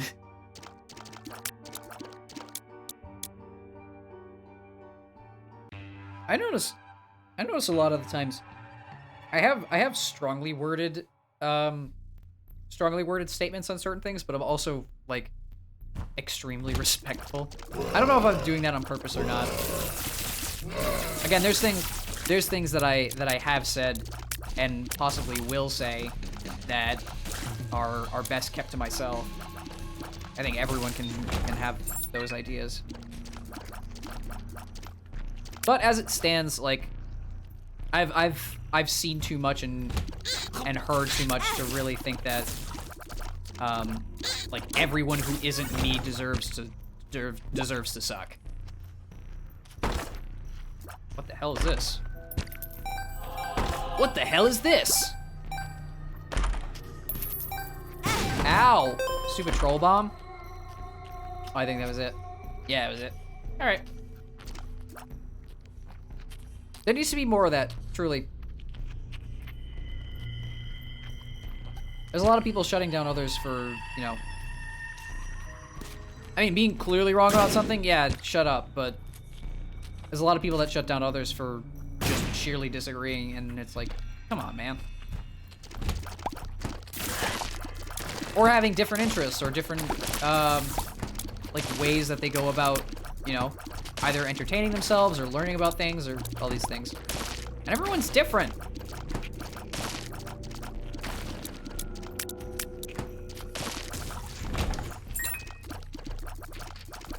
Again, though, if you're worthy of derision, you deserve to be derided. I will not take that away. I won't agree with everybody. You can't do that. That's impossible. There's gonna be someone that's a fucking idiot. Just guaranteed. Case in point. Slightly, I don't know if it's really controversial, but a lot of people in the science know-how, or the, like, history know-how, or both, know at least some of the degree of the story about Thomas Edison and Nikola Tesla. And I don't know the whole story myself. I don't. I'm gonna die. I don't know the whole story myself. There's probably a couple details that I definitely have missed, either from history class or just not knowing enough. But a lot of people these days seem to think that Nikola Tesla was promoting free energy. And hate to break it to y'all, but free energy doesn't exist. There is this thing in electricity and electromagnetism called unity. I'm going to die here. There's this thing called, yeah, there it is. Did you see my immediate realization the moment I entered the room that I was gonna die? God, all right. But yeah, there's this thing in electromagnetism called over-unity, which means that a system cannot possibly get out more energy than it puts in.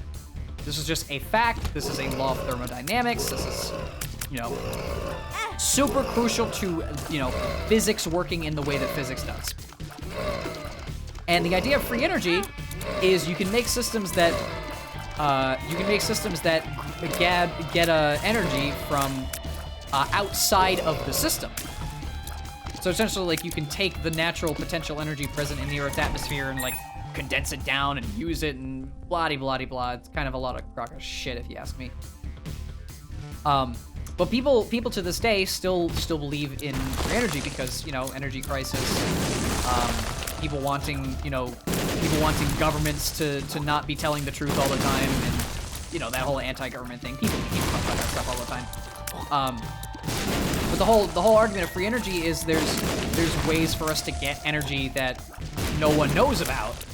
And why don't we have infinite energy? Blah blah blah blah. And it's been debunked. It's been disproven.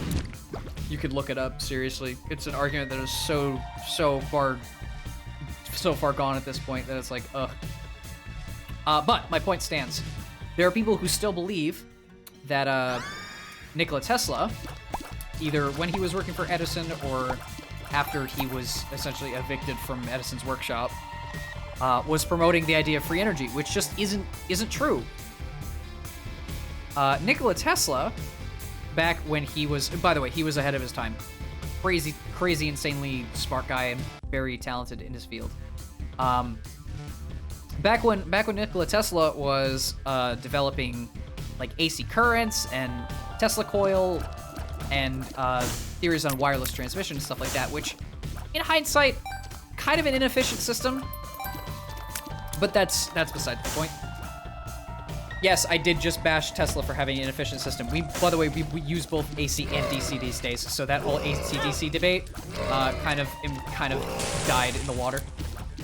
Get it? Because electricity and water don't mix.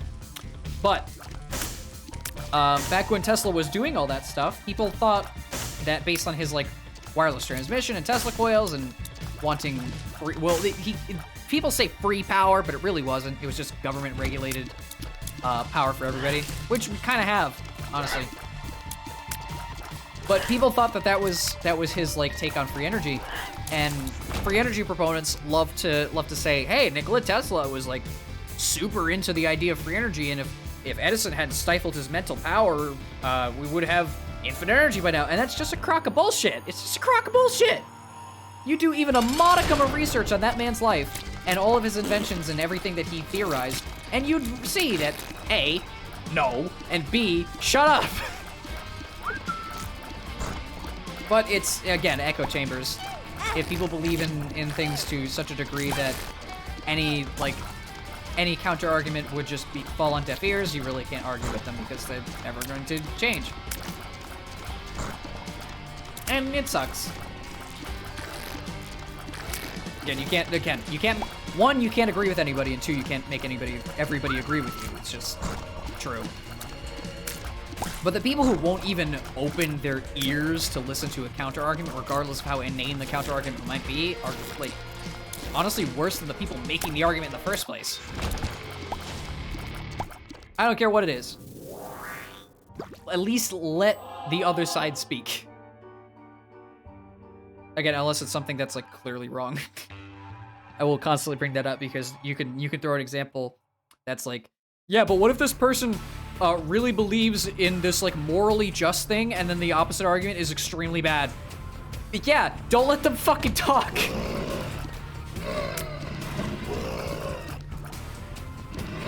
And again, like, nothing's black and white. Nothing is black and white. Everything is a spectrum. There's a bunch of grays. 50 shades of them, in fact. Screw that book. Screw that book, by the way. Screw that book so hard.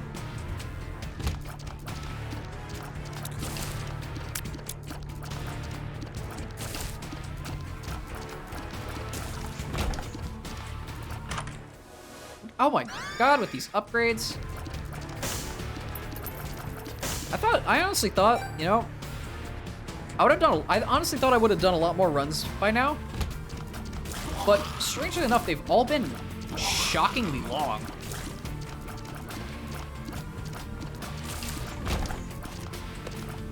What run is this even? Is this run number 4? I think it's run number 4. It's either 4 or 5. I'm either getting insanely lucky and then squandering it all in the last few phases, or not paying attention and playing better when I'm talking. Funky how that all works. Funky Kang. Also, I lost that soul heart that I just got. Keys!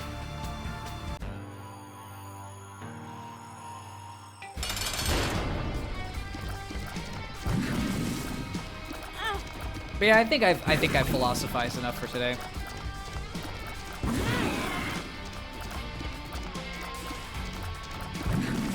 A lot of it, genuinely, I know this is gonna sound like kind of an egotistical dick thing, but it's to reaffirm that I'm making arguments that make sense to me. So I kind of just speak out and about all these things. Because, you know, when in this crazy scatterbrained brain case of mine, very frequently I'll come up with ideas just based off of, I don't know, based off of stuff I've seen or stuff I've heard, and go, maybe it's like this. And not be entirely sure that the argument that I'm making to myself makes any sense. So I have to sort of re-justify. Again, sounds like an egotistical asshat who listens to his own voice. But it's all so I can, you know, understand myself better. That's really why I do it. And I hope, you know, I don't know who listens to this stuff. I really don't. If you do, hi, thank you so much for listening. But I hope it's insightful at least, whether or not you agree with anything I say. I honestly don't mind if you do or you don't. A lot of people out there go, I hate the fact that you're disagreeing with me right now. No, I honestly don't care. Discourse is healthy. It means that there are people who are not all part of the same think tank. And trust me, if everyone thinked and acted exactly the same and had the same interests, goddamn, the world would be boring. And if there's one thing that human beings hate, it's boredom. Apathy is a tragedy, and boredom is a crime. Thank you, Bill Burnham.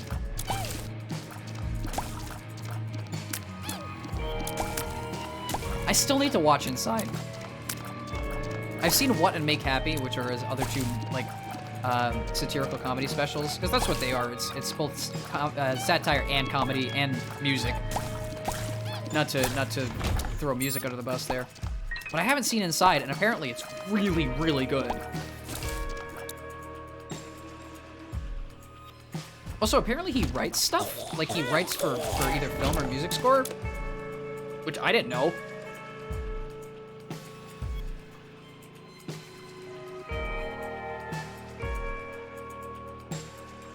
A lot of stuff I know about certain public figures is very surface level, which, again, I'm just a normal citizen, so kind of makes sense. And honestly, there is that sort of disconnect between should we know a lot about people behind the scenes or should we really not care? Separating the art from the artist, you know?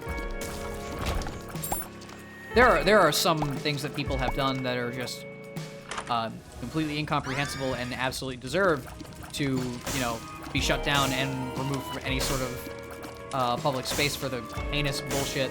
But sometimes the art is so good that it's like, could you just not have done that? Could someone else who's a better person have done that, please?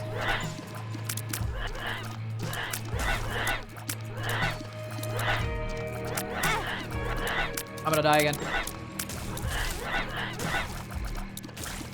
Oh, I have a protector fly. I didn't realize that that's what that was. What is that? Why is it cheap? Oh! That was a bad. Ladies and gentlemen, I think I've screwed up. I take one hit and I'm buggered.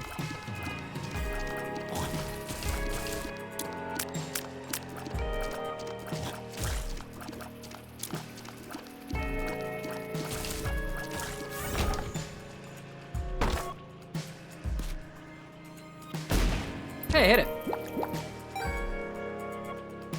So far, though, again, I've died 4 times, and one of them was from random trash. But I love this game. I'm having a fantastic time playing again. It's been a hot minute. I may have accidentally made this sort of a regular series, which I do not mind. The day that I win will be like, I don't know, the day the cows come home. But it'll be a good time.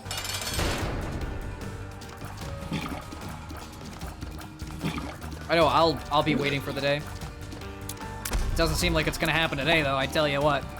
Closest I got was that run that I got completely the rug pulled out from under me. I'm sitting here like, why?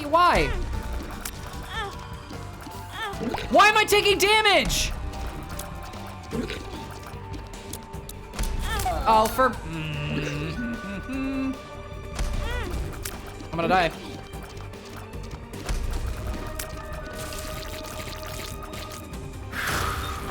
That was a little close. Pageant boy. Are there like invisible death wraiths that are trying to eat my runs away? I swear there have to be. I'm clearly over-exaggerating, I'm just bad, but still. Roguelike! Oh, great. You got this, Lazarus. Oh, you get 1 life per floor? I didn't know that. Little Gertie! I actually really like Little Gertie. Genuinely very strong buddy. And the harder you throw him, the more he bounces. Oh, oops. Like that.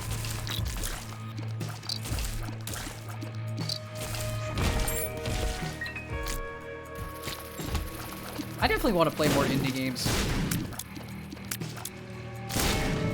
I played a couple in my time, and I do reference a lot of, like, the fact that they're genuinely good. Indie games are often better than AAA games. But I feel like I don't play enough. I feel like there's more out there that is just genuinely decent.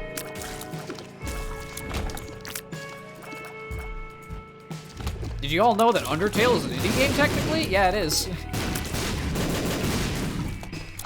It's one of the most well-respected and influential games of all time, but it is technically an indie game. So is Five Nights at Freddy's. It's become a media mogul now, but the original games are, you know, indie games.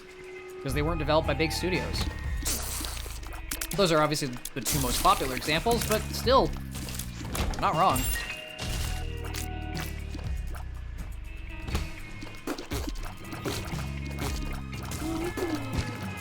But there's more out there to really enjoy.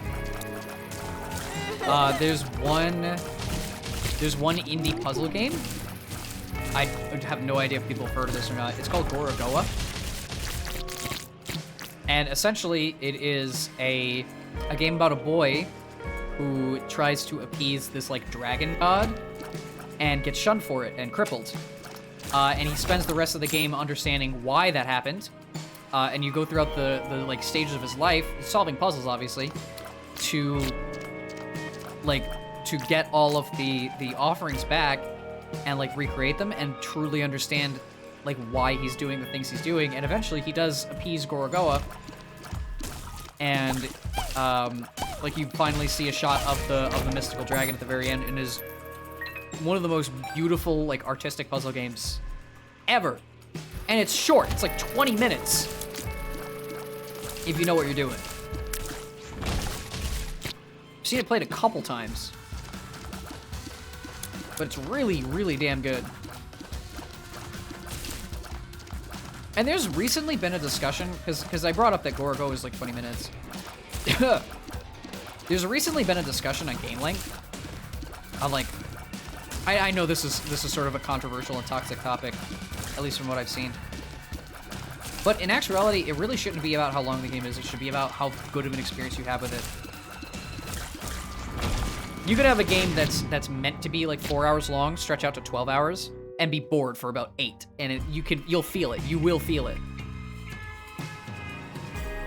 But a game that's 30 hours and grips your attention for long stretches of time are fantastic. It's just you can't always have that because, A, creating a long game is way more costly and takes a far longer development process, and B, influencing developers to make longer and longer games does this thing called bloat. And we all know what that means. That means quality of game go down. That's literally what the word bloat means. It means adding on things that shouldn't be there. And it drags the rest of it down. Oh, that was a mini boss room. That's why that's got that skull there. Getting confuzzled. Yeah, it definitely puts a frown on my face when a quality game overstays its welcome. It's rare, but it does happen.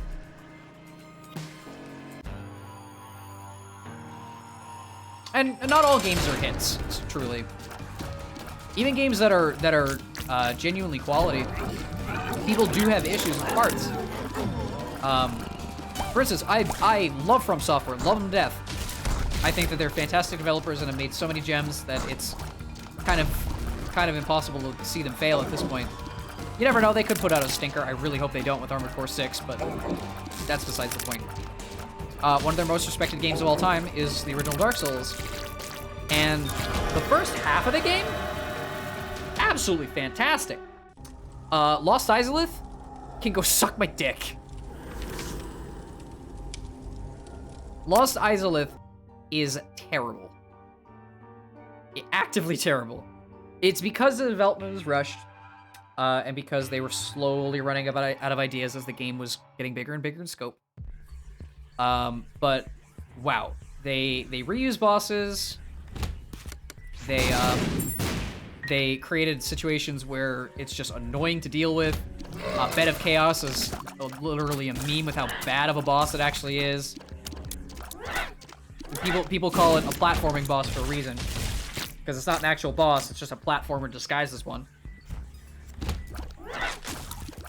And yeah, the reason why that part of the game was as bad as it is because obviously it was, like I said, it was rushed. And game length is tied to how much game you need to develop. And, you know, you can't have the last third of the game go by in half a second. So you need to like drag out the runtime some, or at least make it on par. And when they were running out of time, they were running out of ideas and assets, and they had to reuse stuff, and the quality dipped. And it's a bad blemish in an otherwise great game. The moment you get to Gwyn, though, Gwyn's fucking fantastic. Gwyn's a great final boss. Parrying machine, that boss, though. If you know how to parry, it's a complete joke. But you know, I'm getting besides the point. Not all games really need absurd length. Yes, it'll keep you hooked for longer, and yes, it's quote unquote more worth your time and money. But what I really think is worth time and money is quality. And trust me, not everyone has time in the day to play 80, 20-hour games. People might have more time to play 80, 6-hour games, or 4-hour games, or even 2-hour games if it's not that costly.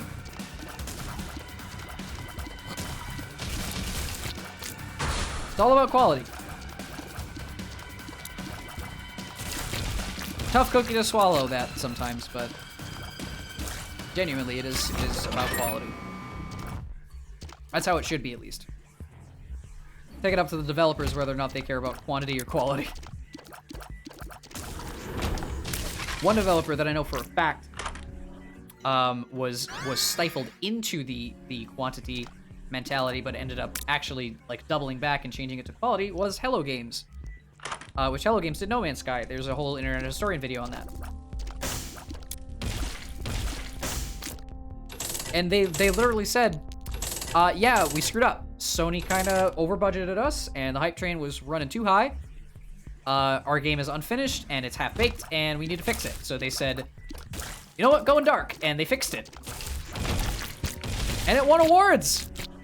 The game that people shit on for a solid year won awards. Crazy to think, but it's true.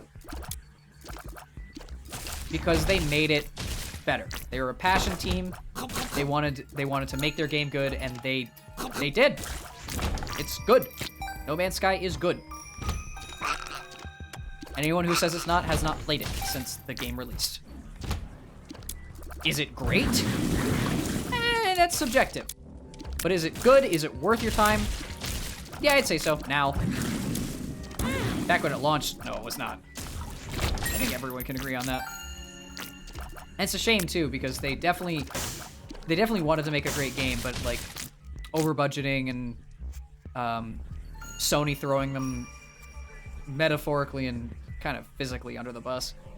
Definitely threw everything for a loop, and yeah, in the Internet Historian video, which if you don't watch Internet Historian, go watch him. He's a funny Australian guy who does deep dives on random stuff, and it's hilarious. He has 2 other channels, Incognito and Explained, and they're both great as well.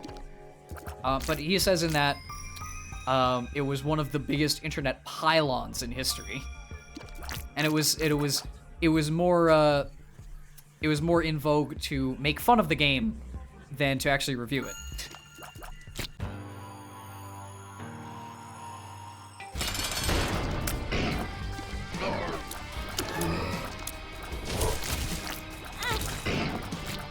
Oh, why am I taking full damage from that?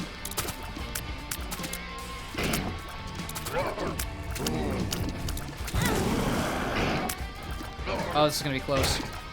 I know I have an extra hit point from Lazarus's re-heal, but still.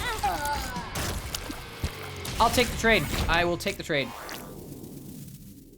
Oh, that's right. You lose a heart every time, too. All right. 3 to go. Lazarus is weird. So he's a weird playstyle. Hey!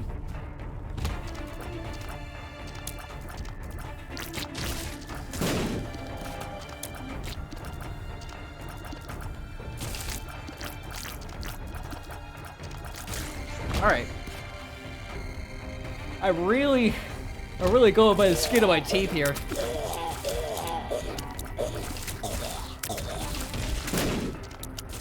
Protect me, flies! Oh, I want that. I want that. Anybody ever heard of Bobby Dugarts? I used to watch him a bunch.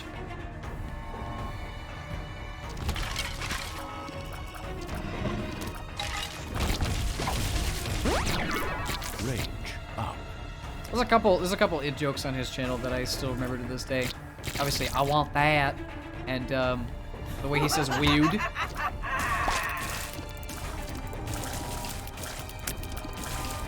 The people are just goofy funny for the sake of being goofy funny. I like when people who are genuinely talented or know what they're talking about don't take themselves seriously at all. It shows a degree of humility. Oh boy, scatter bombs!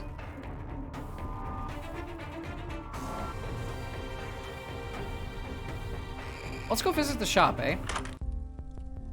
Dreamcatcher. That's a spark plug. Oh, machine broke. Understandable. Have a great day.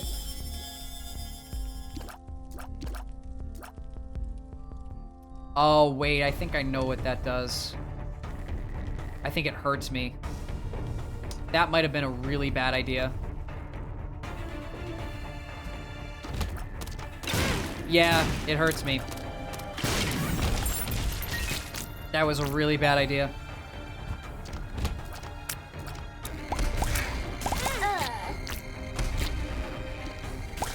Oh, you get bonus damage when Lazarus dies. I forgot about that. Honestly, that's a fair trade.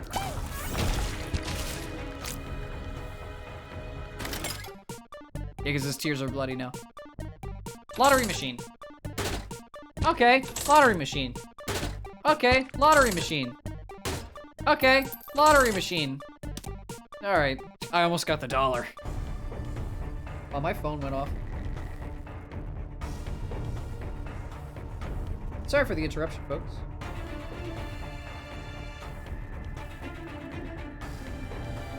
Okay, never mind.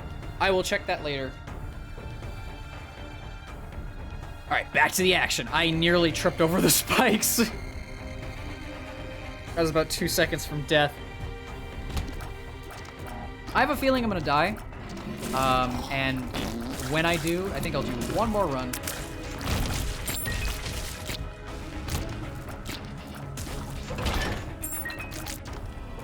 Alright. Box. Oh, is that Loki? Let's go, buddy. Multi-directional shots. Oh, this is a boss rush. I don't know if I'm ready for this. Wah. Oh, I'm definitely not ready for this. Wait, whoa, whoa, whoa, whoa, I'm gonna die, I'm gonna die, I'm gonna die, I'm gonna die, I'm gonna die. Told you. Okay, this whole stream, Isaac's been just... He's just still here, man. We stan Isaac in this house. We stan a crunkin' Isaac in this house. Yeah, 6 runs is definitely okay. Run from -35 to negative probably 36. Unless this is the one that does it. I mean, you're starting off with Kidney Bean, which... Okay. We shall see how this shakes out. It's all luck of the draw. Roll of bones.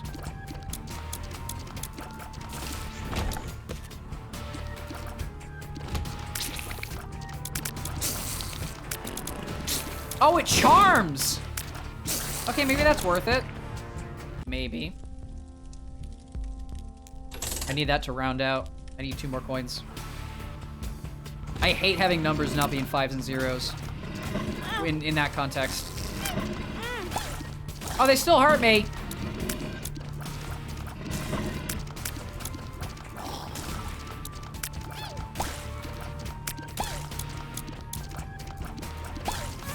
All right. What is happening? Is this the fart run? This is the fart run. This is absolutely the fart run. This game, man. It's so silly. Nah.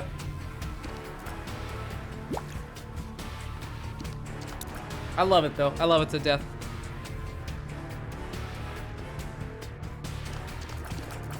I do wish I was slightly better. Maybe it's all prep for playing Touhou one day. Weird, I'm a fan of Touhou, like, legitimately. I know a lot about the characters, I know a lot about the game. Never actually played one. Not Imperishable Night, not Scarlet, what is it called? Whichever one has Scarlet Devil Mansion in it. Wow, I can't even think of it. Bruh, brain, please. How do I not remember the names of half the games? I just remember Imperishable Night for some reason. Oh well. My main interest, nowadays in Touhou, not as much the characters. Hey, good to see you, Jedius. Not as much the characters, but more the like the doujin circles of stuff. I listen to a lot of fan-made music on Touhou these days.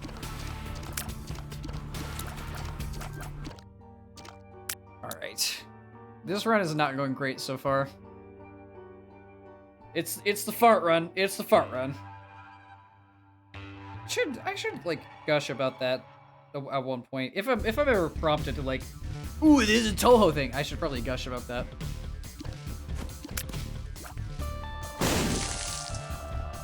Official NATO posted them playing Among. What even? What has the world come to? I can see forever. Honestly, at this point, I can't tell what Inner Sloth thinks at this point. Right? I can't tell what Inner Sloth thinks at this point. It's been a slow progress of like the game literally taking over the universe, and they're damn close. Next thing you know, we'll be fighting world wars using Among Us.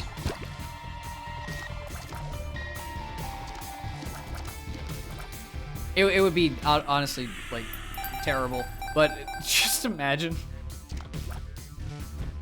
the most insane. Zelensky is sus.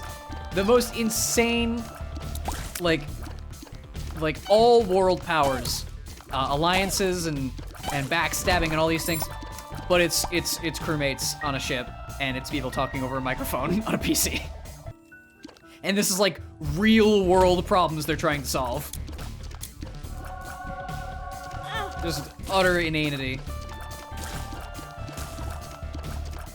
But seriously, at this point I want to ask Inner Sloth, like, what do you guys think of this, man? Because they're either like, oh my god, I can't believe this, or why? We're just indie developers, man. Ow.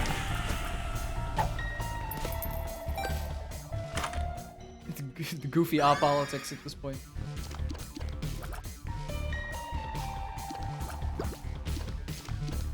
I can't believe I only managed to like fail at 5 runs in 2 hours.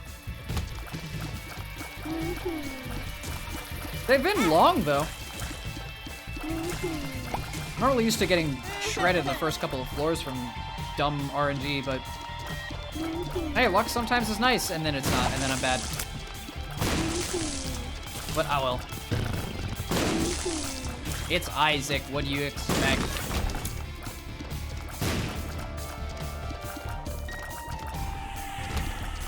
Honestly, I'm still, like, I've been sort of, I know I've like, hyped up about it, maybe once or twice, but I am so terribly excited to finally play Dead Space, the remake.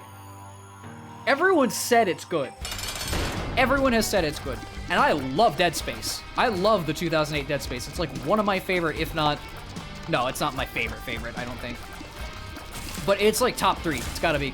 So, the remake is, oh, I'm so down. But I heard there might be some compatibility issues with it, so I'm gonna have to troubleshoot that. Because I want it to go at least, you know, somewhat decently. But you know, computers are fickle. Hardware requirements are fickle.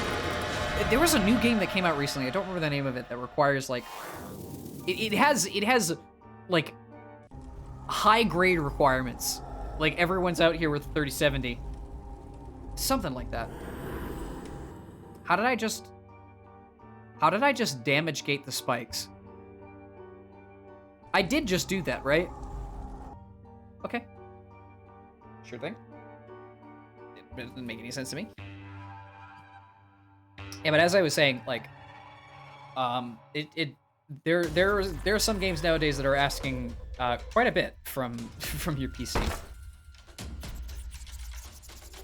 Which, I don't know if that's a fault of the engine, or lack of optimizations, or games getting too big for their britches, or who knows.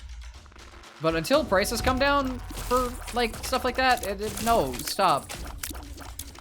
Make it so that it can run, like, a 20 series, or, you know, a 10 series, like most people have. I think the most popular graphics card is the 16...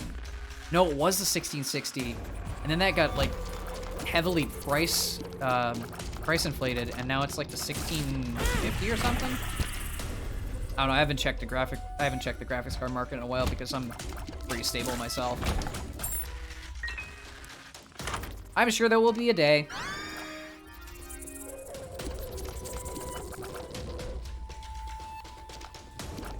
But that day is not today and not anytime soon. Definitely not while I'm in Japan.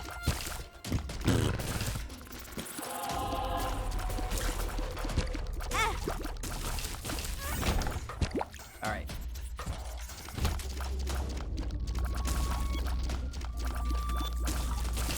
That would be such a waste of time and money. Let me upgrade my PC specs while I'm in Japan. Meanwhile, I'm able to play most games pretty stably at between 60 and 100 FPS, depending on how much I clock my laptop. This laptop, I don't want to brag about tech. This laptop is genuinely, wow, that bomb. This laptop is genuinely good. It was a bit on the expensive side. I bought it for the sake of, like, both school and I knew I was moving abroad, so I needed something sturdy, because you can't exactly take, like, a desktop tower overseas. But I think it's got some solid bang for your buck if you're willing to fork over a little bit extra cash. It has 3 clock settings based on the speed of the fan. There's an internal fan that's, like, extremely loud when it's at max crank that I have turned down most of the time. But I honestly don't mind because it still, like, sets everything at 60 FPS, which is, I'm totally chilling. But I can clock up the fan, and I can get, I think it's 144 max, because that's the refresh rate of the monitor. Tiny-ass monitor, by the way. But, yeah. I just don't clock it up all that often unless I'm doing, like, genuinely intensive stuff, or Destiny PvP, which requires your frame rate to be high for the sake of aim assist. And then there's turbo mode, which is the fan going just full-on helicopter speed. And while you can't overclock it, it definitely keeps the CPU cool. Or GPU, sorry. And it's nice. It's really nice.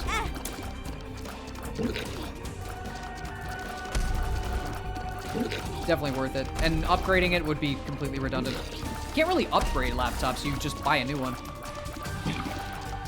Until we get modular... I don't know, do modular laptops exist? I feel like they do, but I also feel like they don't.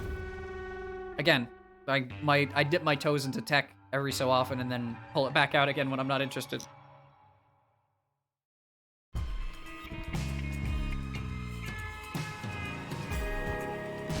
Oh, hey, a host. Ow. They do, kinda? I had a very slight feeling that there were modular laptops. I just wasn't sure. I know that you still buy pre-built PCs, so you can buy pretty much anything pre-built, but that's cool. There's definitely probably more to it than what it is to make like a proper PC tower. That is so like intuitive and easy to do nowadays. You watch one tutorial on Newegg and you can build yourself a PC.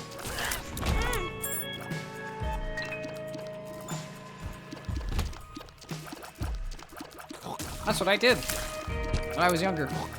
I was proud of that too. My parents doubted me. They're like, this kid might be a little crazy for buying all these PC parts. And I did it first try, and they were like, you know what? We doubted you. And I said, my dad is the proponent of watching tutorials online to fix stuff. Like, he has a Jeep that he drives around as his primary vehicle. He's had it since like 2006 or 7, and it's a 1999 Jeep Wrangler. So the thing's 24 years old now.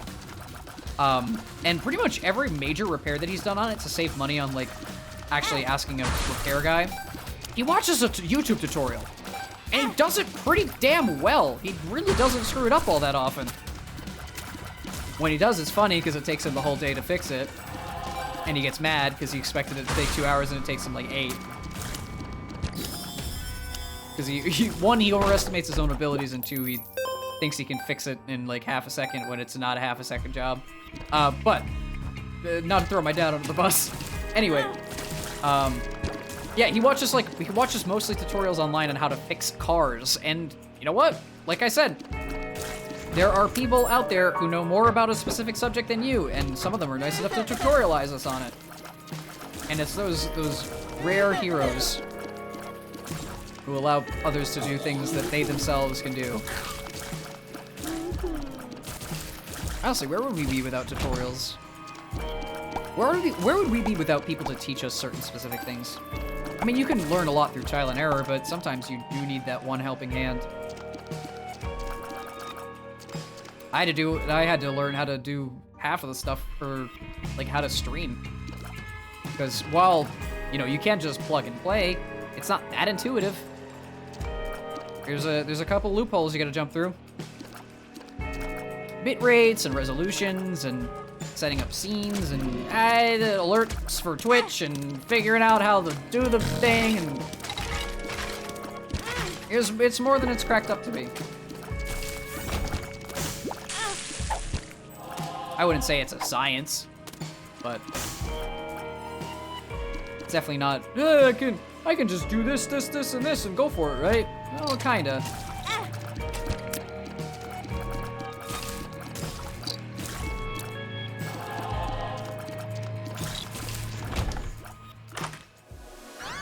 Bird's eye? Why is that called bird's eye? Either that's a type of pepper or that is a very thinly layered pun that I am not aware of. I would expect it to be called, like, chili, but that's too obvious. It must be some sort of, like, multi-layered pun or subtle reference to something. But it makes fire, which is totally overpowered.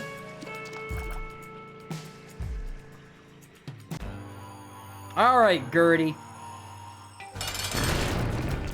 Why didn't the fire go straight? Uh-oh, I'm hazarding a guess on something.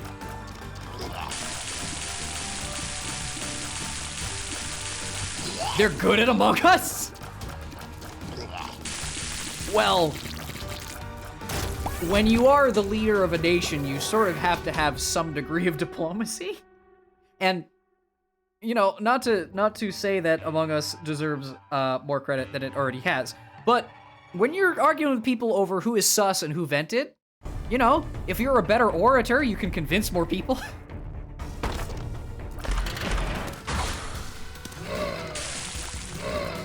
I like that big bean. Give the bean back.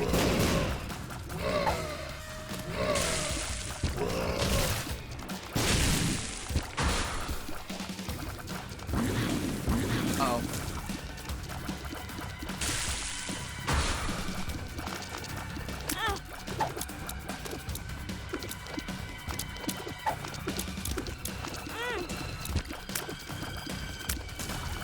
I wonder if there'll ever be a day, because I've just learned that literal, like, presidents and prime ministers and such, and, like, people who are in NATO, obviously, are, playing fucking Among Us. So I wonder if there's ever gonna be a day where, like, I don't know, world leaders decide to get together and do a bit of ghost hunting and Phasmo. Wouldn't that be the most amazing thing ever? Think about it, right? Think about really influential world leaders who are either extremely charismatic or extremely good orators or whatever you want to think about them. Just getting scared shitless by a fucking 3D ghost. There would be the Romanian president.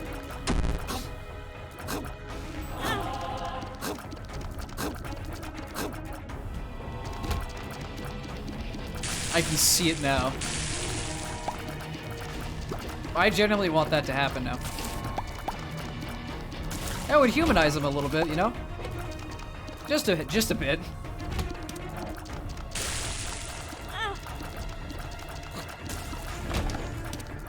Oh, the whip worm. I.e., make your shot go straight worm.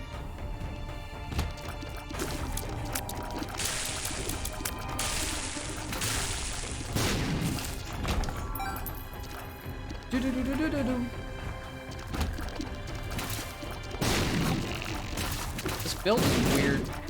Why am I calling it a build? It's more of a synergy. Ow. Getting shot in the back doesn't help, though.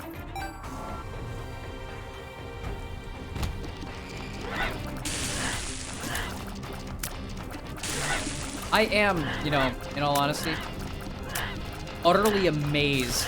Because there's only been a couple of games that have utterly dominated culture like Among Us has.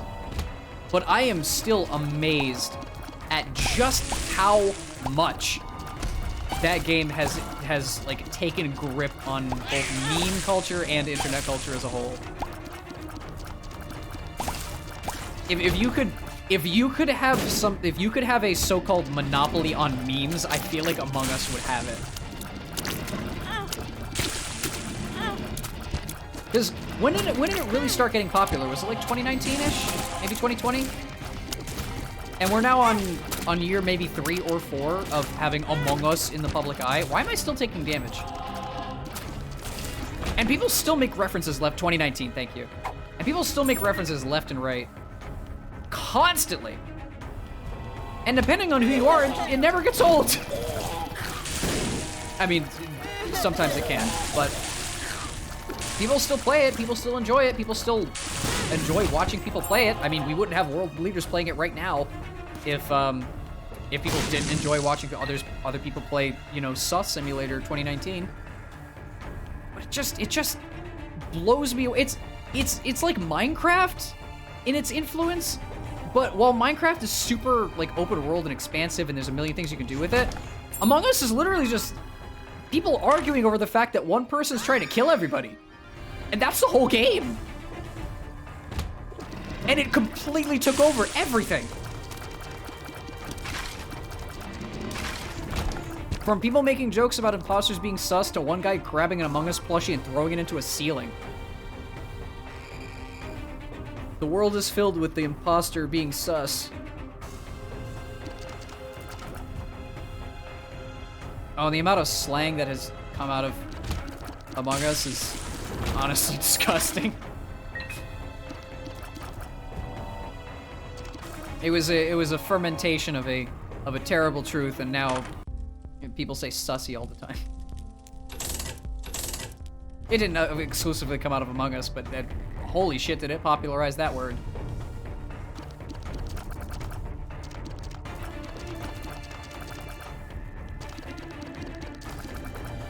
When did I get, like, 10 hearts? Excuse me? 9.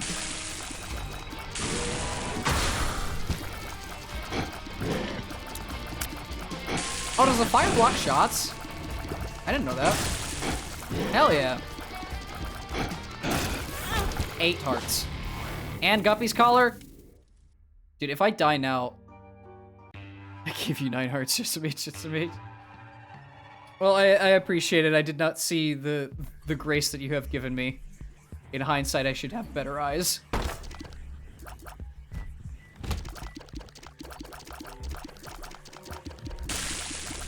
Though I should always need my eyes to see, it should be with feeling. Library. Become S-Smart. Why is that the anarchy book? I am tired of all this nonsense. Oops, my anarchy symbol. I'll take High Priestess. Oh man, I can't wait to turn these 8 hearts into 0 hearts when I eventually die, because yay, I'm bad. I did it with one of the Zazel runs where I had like 6 hearts or 7 hearts and I literally used them all. Ow.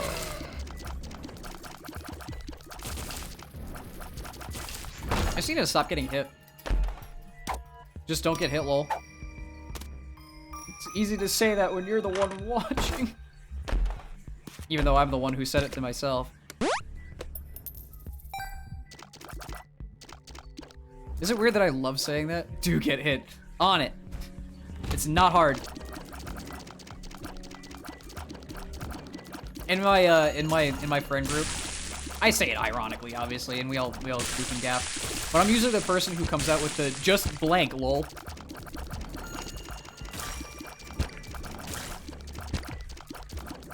Doesn't matter what the situation is. It's like, you know, I'm having a rough time. Just don't be sad, lol. Again, all in jest. Tooth shot.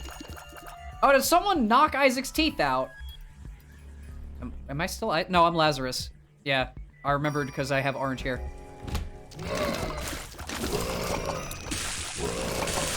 Honestly, I just find it amusing to say that.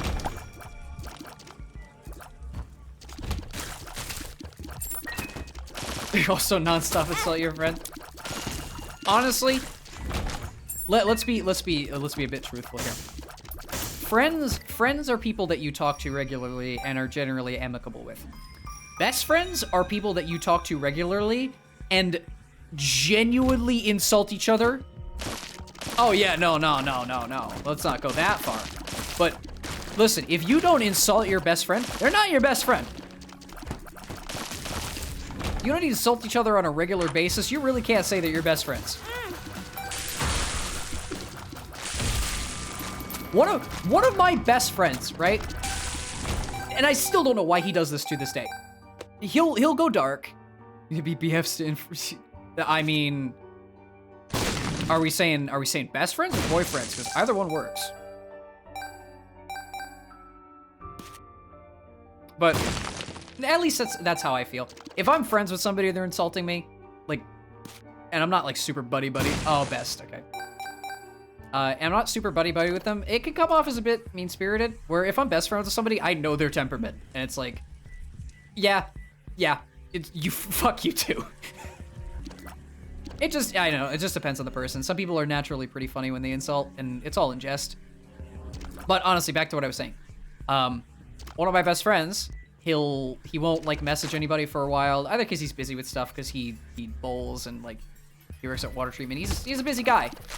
And then he'll come out of the blue and just say like, "What are you doing, nerd?" or "fatty," like 3rd grader insults. And then won't say anything else.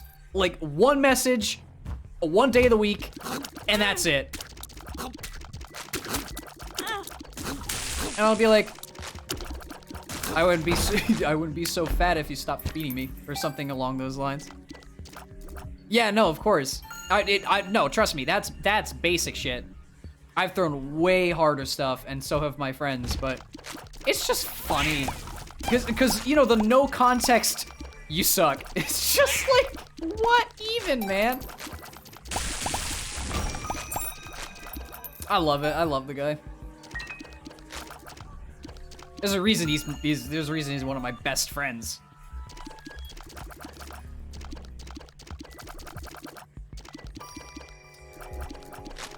Oh boy, Isaac. This room is filled with hearts, so if I start losing health, I have a way to get back. You while spinning. Oh my god. That is next level creative, honestly. Yeah, right?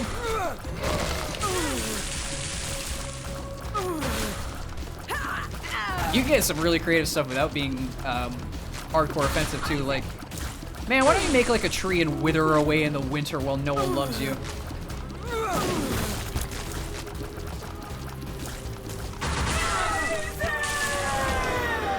It just depends on how many words you can throw in, you know? Not as much word salad. That's Guppy. Oh shit! Shit! Shit! Shit! Shit! I'm gonna take this.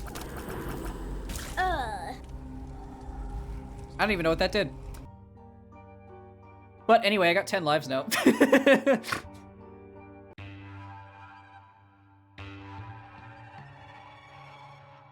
I got 2 left, man. Hey, remember all those hearts? What happened? Binky!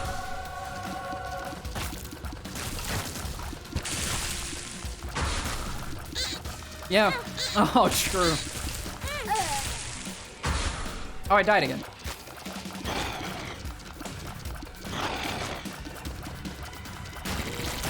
Honestly, I'd be amazed if I had any hearts to break. I've never been in a relationship. How could I break hearts if I've never even loved anybody? Ow. Yeah, no, you're gonna witness. You're gonna witness me squander every opportunity that I have had. That is how I play Isaac. I get extremely overconfident and get extremely good synergies and then waste it all once I get to the last level, like that. Got 8 left. Oh my! Give me a soul heart so I can take a hit. Alright, I need to actually start paying it. Okay. Here's a question, right? If I start paying attention, I may possibly do better. However, I seem to be better when I don't pay attention and just randomly talk. So should I pay attention and try to dodge objects? Or should I not pay attention? We start talking a lot so you can't pay attention. Well, lucky for you, I can look off to the side of the screen when the room is cleared.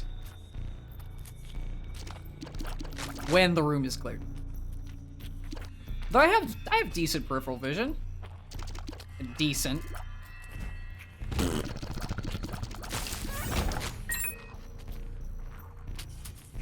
My eye doctor says that my eyes still work.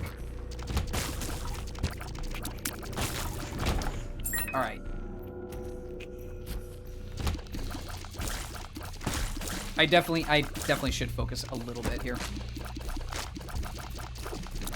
Whoa, that's a new thing.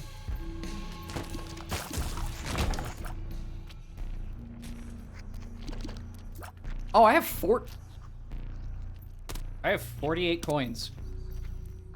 Good thing there's no more shops down here.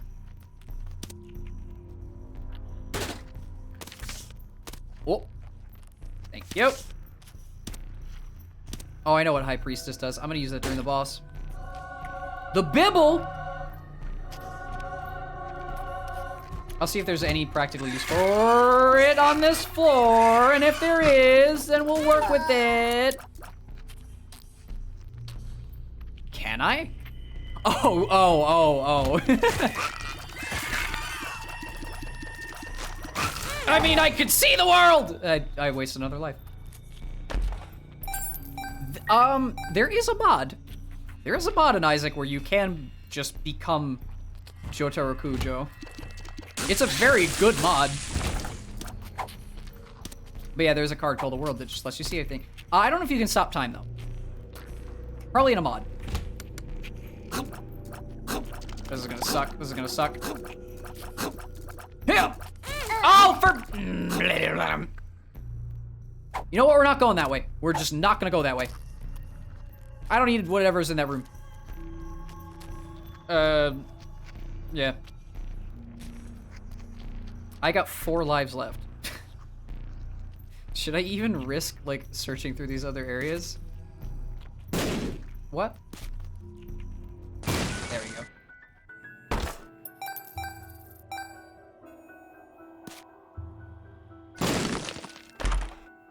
Either way, if I succeed on this run, or I die on this run, that's it for today. So, you know, I'm hoping, I'm coping, I'm very much coping.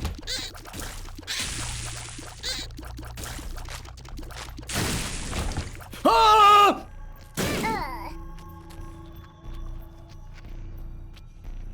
That would have been a hilarious end to the run if I had no lives left.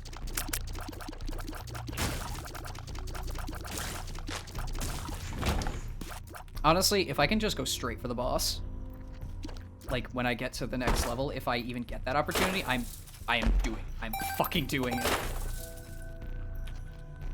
I've come so far.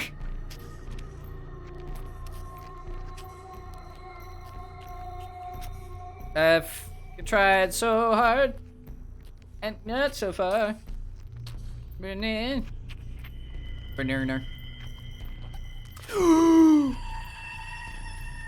Oh no, you've reminded me of the fact that it's not done.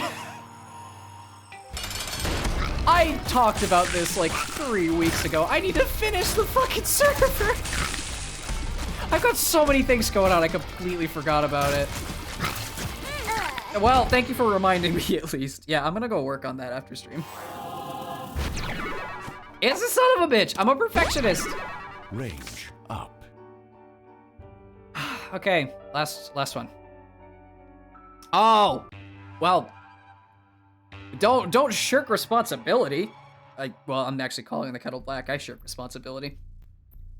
But you know what? If I can't follow my own advice, at least I can hand it out.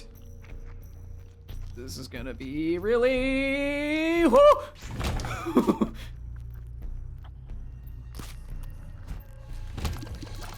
That's a new enemy type. Please don't kill me. Still more 2 more months. All right, then. You know what? Tomorrow's problems are for tomorrow's you. Who cares about the now? We wait for the later. But I do still need to finish that Discord server. If I at least finish it by like the end of February, I think that's a good goal to set. I want to get a lot of stuff done by the end of February.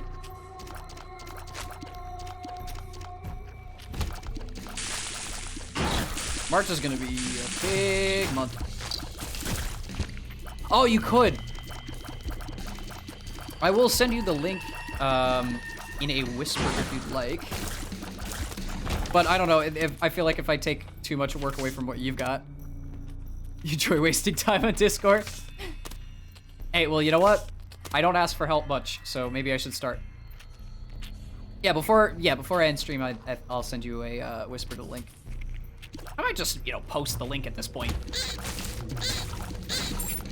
Hey, for fuck's sake!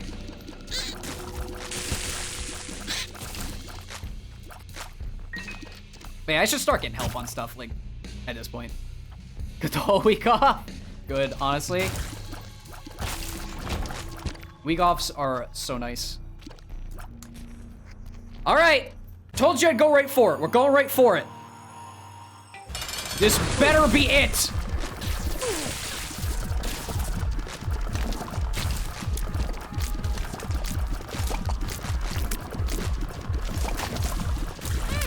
Oh, for...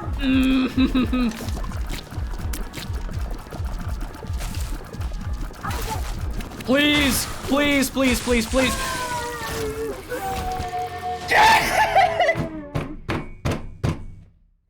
35 runs!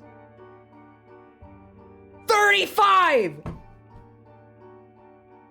We fucking did it! Oh, that feels so good! It's totally not an important win at all. It is like such an easy win. I just went from start to finish, but I fucking did it! How does it take me 35 tries? I don't know. Try it yourself.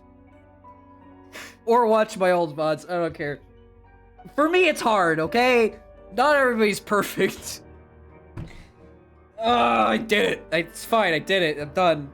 I'm not done, but I gotta run in. Let's watch the cutscene. Oh, God.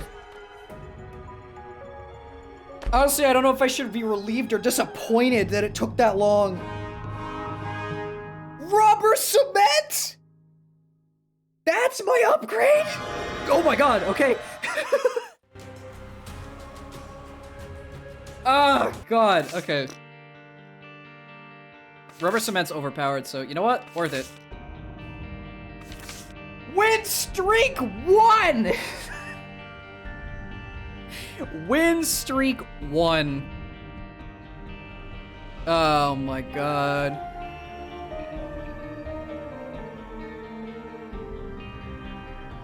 That's so dumb.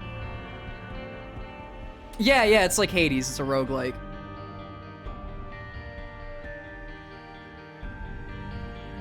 You know what?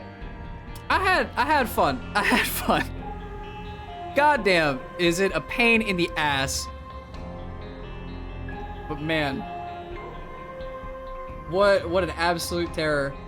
I gotta grab this link quick. Oh yeah, no. Honestly, if you've never played Isaac before, it's so good. It is legitimately like one of my favorites. Dude, I am so inept at Discord. Hold on. Like I said before stream, I'm gonna get this link. I just need to figure out how to do it. There we go. Figured it out. Took me a second. Make sure it pastes. And boop. There you go. You will happen upon a very unfinished server, but honestly, any help is appreciated at this point. Anyway. Finally. I am so happy. I'm so happy. It took me 5 streams.